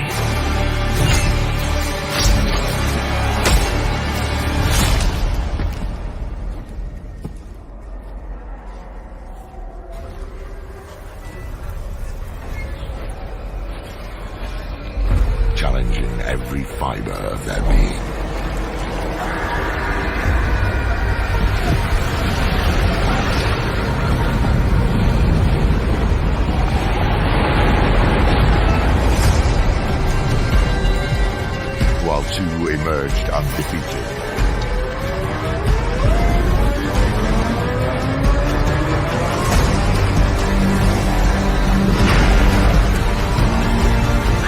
There could be only one possible outcome.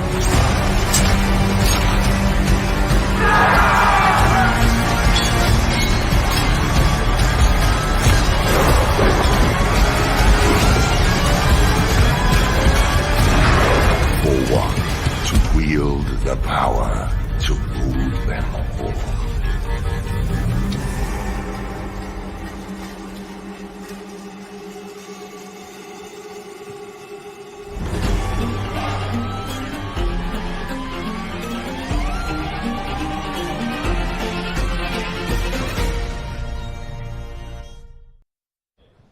Well, that was another captivating promo. We've just heard a round of applause in the room here.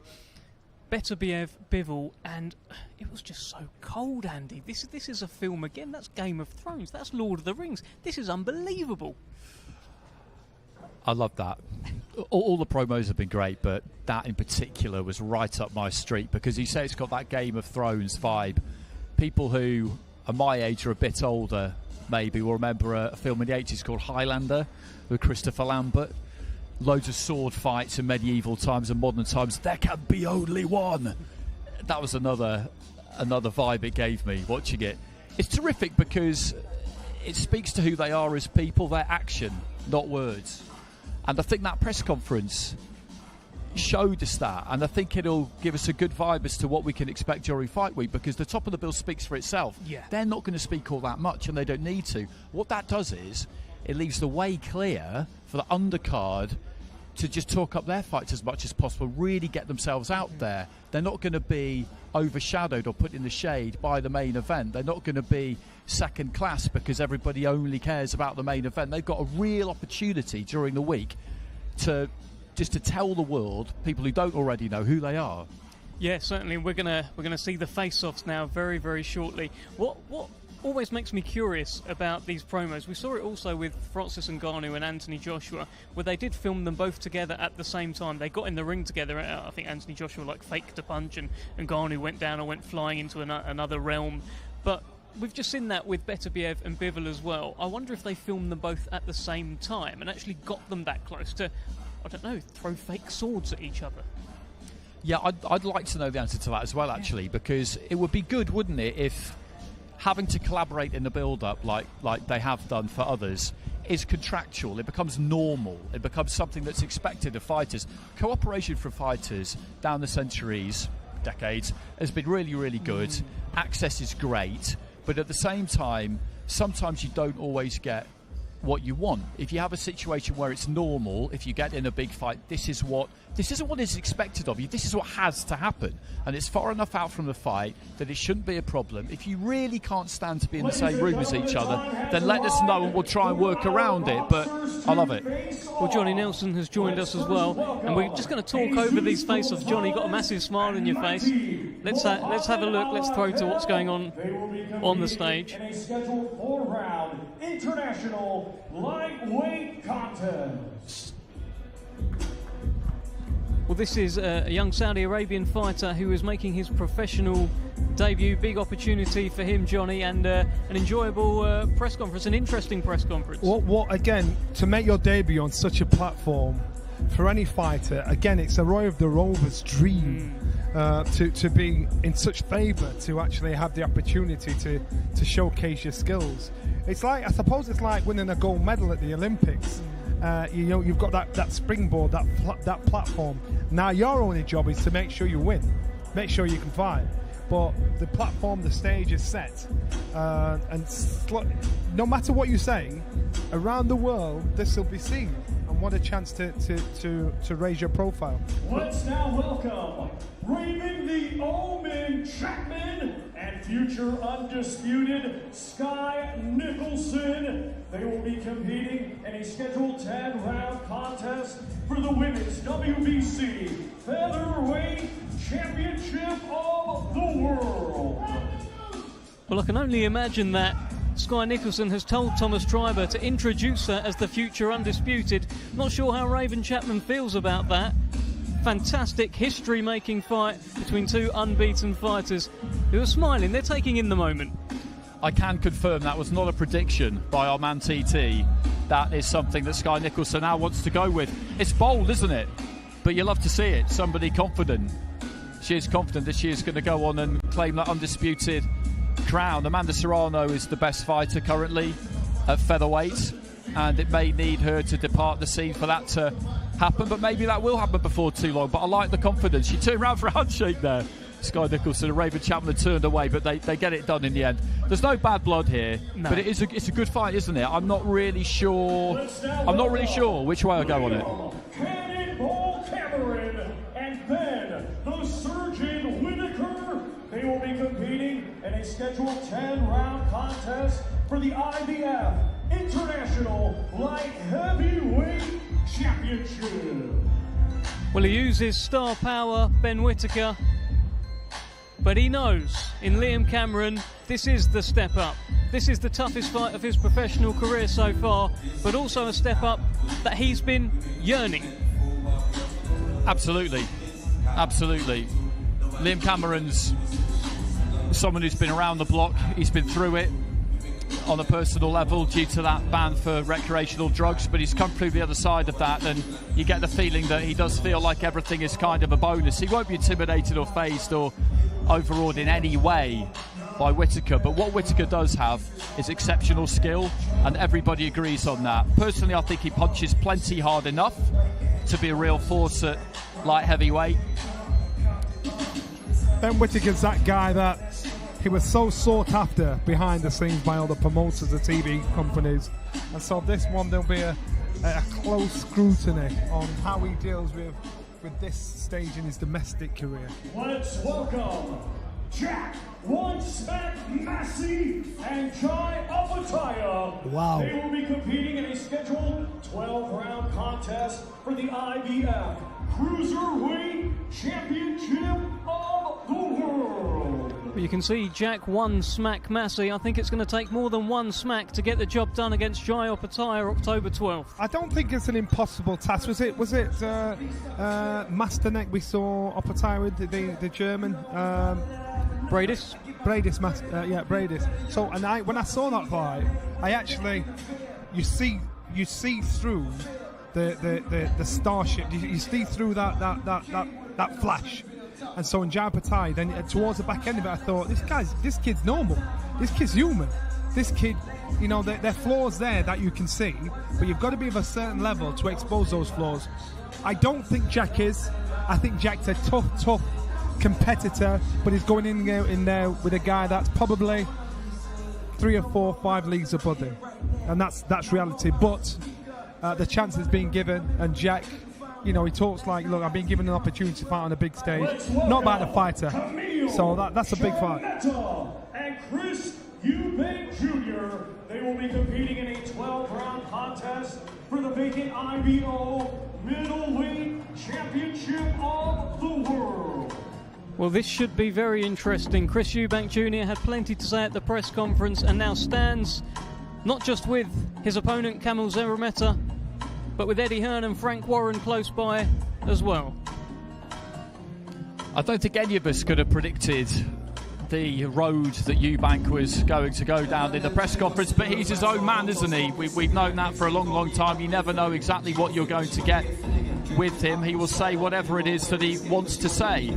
He does have that star power. I do feel like this is a good opponent for him because the record is good, the credentials are good, but recent signs are, for me anyway, that he's kind of hanging in there in boxing rather than staying because he's capable of really achieving all that much more.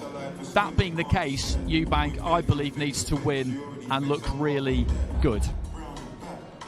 Which brings another level of pressure, doesn't it? Absolutely. Let's welcome Racer, the Eraser Clarke, and Fabio Wardley. They will be competing in a scheduled 12-round contest for the British, Commonwealth, and WBA International Heavyweight Championships. this is a fight, this one, Johnny. You know what? The last fight was breathtaking.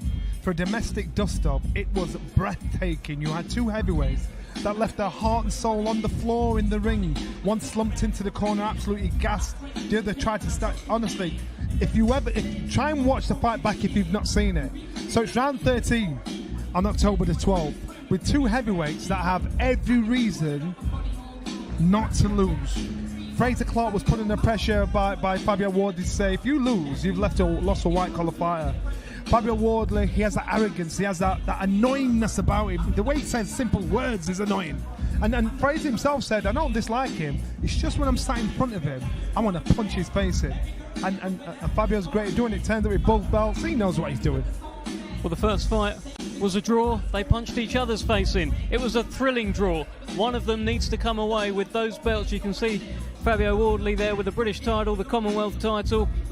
There's other belts on the line as well, and serious consequence for the winner to move on and go even further in this brilliant, vibrant heavyweight division.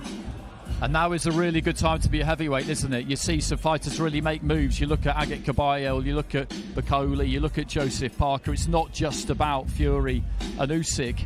And you look at Dubois at the weekend. It's the land of opportunity, isn't it? And whoever wins this fight, I think they will get the call again before too long, to be honest with you, to really get involved at that top level. And as Bunsey said right at the start of the stream, they will both feel like they did enough to win the first fight, and they will both feel like they know how they're going to win the second fight, and it's genuine from the pair of them. It's real. The confidence is real, and it is a good clash because Fabio is. There's a bit of the Eubank Juniors about Fabio in that he is just terrific at winding people up without really making too much effort, and he enjoys it. We spoke to him in that week against Adelaide, and Adelaide at one point even objected to his table manners, didn't he? Which was one of the best, one of the funniest things I've ever heard. But Fabio Wardley, the way that Fabio Wardley ate even annoyed David Adelaide. Yeah, true. It's exactly that. It's a point to what you're saying, Johnny, about Fabio potentially just being a bit annoying for these other guys out there. Yes. I've got nothing against him. I'm not fighting, but when he was answering, I thought, you're just annoying. But he knows it. There's a smugness about him that he just knows that he talks like a civilian, someone that's never boxed before. And there's things he said and how he says it, but it's part of his makeup. He knows what he's doing. And maybe that's why he's unbeaten, because fighters disrespected him, not giving him the respect he should actually have as a professional fighter. Now everybody knows how good he is, so they've got to show him the respect. But it actually works what he's doing. Well, Fraser Clarke now has that knowledge. He now has 12 rounds of fighting Fabio Wardley up here. All of that knowledge. Can he do anything with it, is the question. I think what he'll think, having watched the first fight back, and I think it did take him a while to watch it back. I saw him a few weeks later and he hadn't yet. He'll feel like he needs to use that jab more, that the jab worked for him early on and he kind of neglected it towards the mid rounds and towards the late rounds because it was the pure technique of it that Fabio struggled with at times. But he knows that late in a fight, as hurt as Fabio might look, he still carries that power because Fabio was able to hurt him in that second half, which made him a little bit hesitant to completely go all in, although we saw how exhausted he was at the final bell. But he was slightly guarded, and I think correctly, because he knew that, okay, here is a guy, although he looks like he's about to fall apart, it hasn't happened yet, and when he lets his hands go, he can still do me some damage. And that was what was so fascinating about it. It's going to be a very, very hard-earned win. Either one will know that. There's no easy way to win this fight. They're going to have to go to hell and back again, and they've got to be ready for it. Let's head over to Thomas Driver.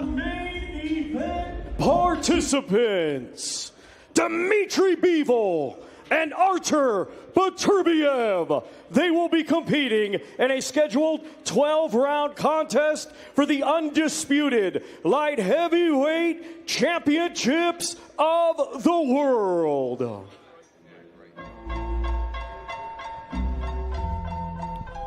Well, Artur Beterbiev appears to be coming out to music normally that Chris Eubank Jr. comes out to. I'm not sure that Chris Eubank Jr. is going to raise it with him.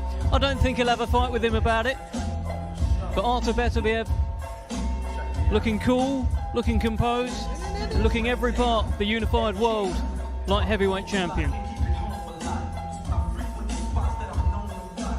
And these two both moved so quick as pros, didn't they? Bivol, when he was 11-0, 12-0, became a world champion. Beterbiev, I remember, I was a bit obsessed with him when he turned pro because I'd seen him in the amateurs, and he ended up in Canada, which I didn't really expect. Loads of people were after him, and he moved quick. I remember commentating on him smashing DeForest Cloud to pieces when he was about 4-5-0, and DeForest Cloud was, a very experienced fighter. And after that, he was difficult to match, but you knew that he couldn't be stopped. He was kind of waiting for the Kovalev-Andre Ward situation to play out, and then once it had, there was no holding him back. He had that amazing fight with Gvozdyk, which is probably one of the biggest, best, high-quality, but least publicised fights that you'll see. And it's just, this is going to be an absolute pleasure and privilege to be ringside for, because this could be one of the best fights you'll ever see. Yeah, it feels like, Johnny, this is perhaps the biggest pure puncher in boxing. His record certainly suggests so. Against perhaps the best pure boxer in boxing. Without a doubt. Listen, and I'm an ex-champion. You'll get fighters past and present in here that will be in awe of these two fighters, because it doesn't get any higher than this. It doesn't get any as real as this, authentic as this. You've got two fighters that have all the belts. It's undisputed in regards to what looking at the A fighting B. This is how it should be in our game. Number one fights number two at the moment. We're trying to find out who's what. But this, for our game alone, to me, I'm in awe of it. I think it's brilliant to have this fight, and you can only but respect this fight and these fighters. And let's not forget, on the undercard, and look at these guys with all the gold. Of course, Dimitri Bivol has his WBA title and IBO title as well, so bringing two titles to the table.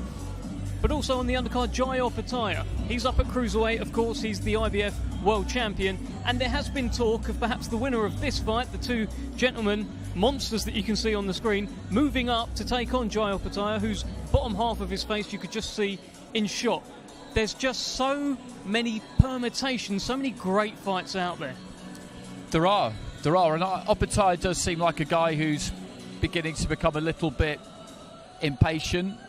I found that fight against Breeders fascinating, though, because he controlled it, he did the sensible thing, but then he was really in trouble again towards the end there. And maybe that's the result of not having fought anyone at that level since he fought him the first time.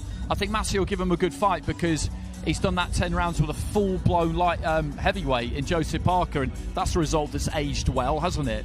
How Massey did that night. Yeah, so he won't be bothered about the punch power. He won't be reckless, but he'll have that confidence that he can take it. And he's a technically sound fighter, Massey. Obviously, Opetaia's a big favourite, but... Well, let's look at this, because they are facing off again. There's been a massive group photo just now with the entire card. It's a star-studded card. It's a fight card full of brilliant fights. And just a little bonus face-off there as well between Artur Beterbiev and Dimitri Bivol. These guys are going to be sick of the sight of each other by the time the first bell rings. Listen, there's no emotion, and I keep saying these two are like a couple of serial killers. There is no emotion whatsoever. They want to get in there and batter the other. They're indifferent. So, and that is the professionalism about them, because they understand once you become emotionally attached or involved with your opponent, that's round one to your opponent. And so they're very sharp on saying, nope, it's not my personal, this is pure business. And I look at them, I think, these are kids that play it. These young men, they played out in the snow in their underpants when they were kids. That's real toughness. They're tough to the core. So if you want to look in the dictionary, look for tough, real, authentic fighters, that's them too. Well, Andy, I'm not sure you played out in your pants in the snow as a child, but I've got nothing to suggest otherwise. But tell me your thoughts. We just saw in a brilliant group picture of the entire card. This is mega. This is a fantastic way to start October 12th Riad season. It is. It's another just very, very good card from top to bottom, and the top is as good as any top that you'll find in the sport in terms of the quality of the two fighters and what we might see. It could be one of the best fights anybody has ever seen. I genuinely believe that. It won't get the attention that Fury Usyk will get, and we understand why not, because the heavyweights are the heavyweights, but it is absolutely supersonic. And then you look at the undercard, and there's so much to like about the undercard. I'm looking forward to the rematch between Fabio Wardley and Fraser Clarke. Fraser's just going to come and join us now, because it's a main event in itself, the rematch between these two. It's a main event in itself. And I've just been talking about the card, Fraser, and the top of the bill is just this utterly stupendous fight. But what's great about it is that they don't do a lot of talking, Bivol and Beterbiev. They don't do much talking at all. It speaks for itself. So the way is clear during fight week for the undercard, for you all to sell yourselves as the main event of the undercard, if you like, and really let people who don't know you globally know who you are. Yeah, I think, going on the card, I think me and Fabio are the next fight. I think it's a real good one. The first one was great. Well, like you said, the main event, I'm not sure people are getting the magnitude. When I'm sitting up there, it almost feels wrong that I'm at the same table, because I've watched these two come through the system. I've watched them go on to be pros, and when it comes to being a professional boxer, for me, they are both about as good as it gets. So it's an honour, and I'm excited to be on the undercard. I'm really excited. Fraser, it's not wrong that you were up there. The first fight with Fabio was an absolute thriller. Don't forget what you did in the Olympics as well. Yeah. So let's give Fraser a bit of props. But these two are different gravy, as we say. They are pretty good. But listen, the first fight with Fabio was a thriller, one of the best British heavyweight fights that we've probably ever seen. What are you expecting in the rematch? Is it round 13, or have you learnt enough to do something different? Has he learnt enough? What do you think? Well, the great thing is we both had time. This isn't a rematch that's come around quick. I imagine he's gone away and worked on things. I've definitely done the same. I'd be naive not to. So we spoke to him earlier, me and Fabio, and he told me it's round 13. Same again, same as he did last time. Well, he's in for a big shock if he thinks he's getting the same Fraser Clarke, because he's not. It was one of them that I've looked at rematches. I've been watching a lot of rematches, and what it seems to me is the man that uses brain in a rematch can often be the one that comes out on top. But nevertheless, I've got a lot to deal with, because he's a good fighter. He's actually underrated in his skills. For saying we know he's got punch power, but he has got a little bit more to him than just that. So he's gonna get the best version of me, the best version of him. We gel. It makes for a good fight. We just spoke to Johnny, and Johnny said he's done the gloves are off with both of you, of course, gave us a little insight there. He said Fabio's got that kind of smugness that can just annoy another fighter. Yeah. Has he annoyed you, Fraser? He doesn't annoy me. I think the irritating thing about Fabio is he thinks he's at world level when he's definitely not. I think what was coming to my head is, you should have killed me when you had the chance, because I'm 12 rounds more experienced, hard 12 rounds more experienced, and I feel like that was probably the little bit was missing. Obviously, it was my 9th fight. We've gone at quite a fast pace. I think he's made a big mistake. He kept speaking about knocking me down. I think he made a big mistake not let me get back up and carry on, and seeing out the 12 rounds. He made a big mistake, because, like I say, I'm improved, I'm well rested, I'm fit, I'm strong, and it was hard, with last week being on with Joshua and duBoef. It was hard to get in that fight mode, and now since that shifted, now we're here. All of a sudden, bang, it's there. I'm locked. I was locked in, but I'm switched on to the fact that we're up next, and it's not long. I can't wait. I don't think there's any easy way to win this fight. You want to win it comfortably, but you both had to walk through the fire the first time around, and I don't really see it being. It could be a different fight, but it's going to be a tough fight, is what I'm saying, and I'm sure you're ready for that. What's it like, just kind of readying yourself to take yourself to that place for 12 rounds? Yeah, it's not easy. I mean, I think big fights are about moments, definitely. We've seen that over the years. This is one of them fights. I sat with my nan last week, and she was saying, I'm so excited for the fight. I said, Nan, it would mean a lot to me if you didn't watch it. Because I feel it could be one of those fights. We're going to see blood again. We're going to see big shots going in. And I just know that to win this fight, on that night, everything, the stars have to align. You need to be fit, you need to be strong, you need to use your brain. We know we both got the heart, but may the best man win. Like I say, I've got nothing bad to say about Fabio. I think our first fight did enough talking for us.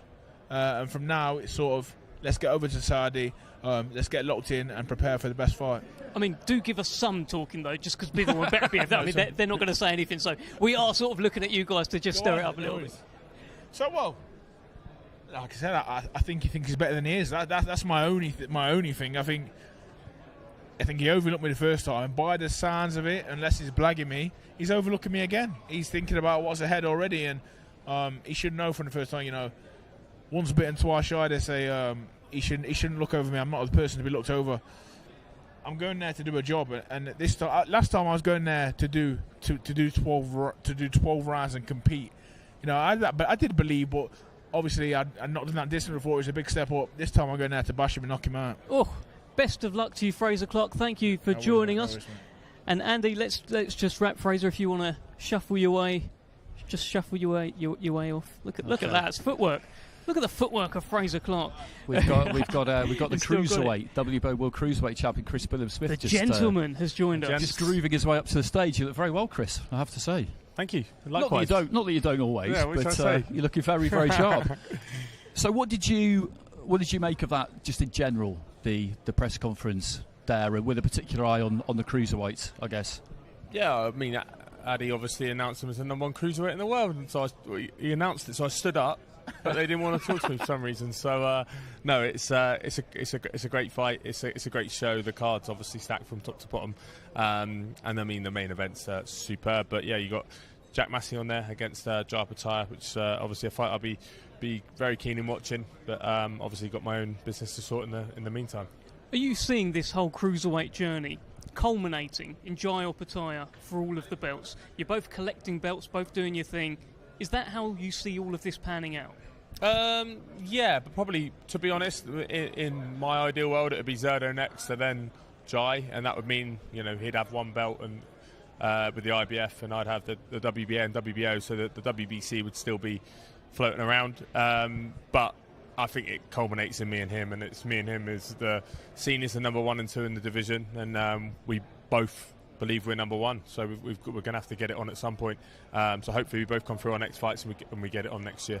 Speaking of next fights, strong rumours that in November it will be you and Ramirez. Yeah. Any latest on that? No, all signed, all signed done. and done, all done now. So it's a great fight. Stylistically, it's a real tough test. It's a unification fight for me, which is something that's really exciting and was always the goal after sort of cleaned up domestically. So that fight's a huge fight out in Riad. They're putting on great cards, and I'm really excited to be part of it. I'm sure you'll be taking most of Bournemouth out with you as well. Yeah, there's a few people. My wife's actually messaging me this morning, like, get some information about hotels and flights, etc. And we've looked at all sorts of options already. But yeah, so my wife's like, I've got everyone asking me about the fight, so I'm sure there'll be a strong contingent out there. You're a former gym mate of Daniel Dubois. I'm just keen to get your thoughts on what transpired on Saturday night. I'm sure you watched with the rest of the world. What happened? Yeah, I mean, look, I think based on form, I actually said that Daniel's on the better form. I think in his last few fights, he had obviously the Usyk fight was a loss, but the Lorena fight, he came through an injury to get a knockout, so that's overcoming something which maybe before we hadn't really seen from Daniel. The Usyk fight is Usyk, and he probably learnt a bit in that fight as well. And then the last two fights against, in Jarrell Miller, it was a real tough test. And Hrgovic, he'd overcome that discomfort, got through it, and with the wins. And I think that was the biggest sort of red flag, if you want, about Daniel. But after he'd come through, then it's like he's ticked all the boxes. He's got a great chin, can punch, can fight, can get through tough fights, grueling fights like Jarrell Miller's, like all that weight leaning on you and tiring you out and getting through and getting a stoppage late on. He ticked a lot of boxes in those fights, as he did, like I said, in the Lorena fight as well. But for me, there was more question marks over AJ in terms of he hasn't boxed a puncher for a long time. But then at the same time, I thought, how does Daniel deal with the occasion? It's nothing new to AJ. But yeah, Daniel dealt with it perfectly, and he was walking to the ring. He was ready to go. In the ring, he was laser focused. You worry about the occasion, getting to him, looking round and things like that, but he wasn't. He was laser focused, and he was there to do a job. And yeah, phenomenal performance from him on Saturday night. Can I trouble you for a bit of a breakdown, maybe, but definitely a prediction for the top of the bill, Beterbiev, Bivol, because Wardley, Clarke is the one that we're most interested in from a UK point of view. But you've got no allegiances or biases or friendships involved in Beterbiev, Bivol. I don't know whether you do with Fabio or Fraser or not, but sometimes harder to kind of cast a vote. But with that top of the bill, how do you see that going? Yeah, phenomenal fight. It's one that everyone in boxing is excited about, and people outside of boxing need to be watching, because it's one of those pick 'em fights. It's hard to pick against a guy who's had 20 fights and 20 knockouts, especially at the level he's boxed at. If you go to his resume, from the start, it's a solid resume. So it's hard to pick against that. But I've watched a lot of Bivol in the build up to my fight, because obviously he's the only one to beat Zerda Ramirez, and I just see how smart he is and all the things he does, and his feet and his range, and he punches really long, and got enough pop to respect it. Although his record doesn't suggest he's a massive puncher, he's got enough pop to keep people off and earn their respect with the power, which is why people can't just walk him down and try and maul him. So I edge just towards sort of a Bivol points victory, but it wouldn't surprise me if the opposite happened and Beterbiev knocked him out. It's a great fight, and these are the fights that we're getting now, and it's brilliant to see. Great analysis, great breakdown. Thank you very much. The gentleman, CBS, Chris Billham-Smith. Cheers, gents. Thank you very much, Andy Clarke, as well, for joining me as ever. And thank you for joining us. October 12th, the 4-Crown Showdown. The undisputed World Light Heavyweight Championships will be on the line. Dmitry Bivol, Artur Beterbiev. It is cold. I absolutely cannot wait for this fight. Riad season delivers again.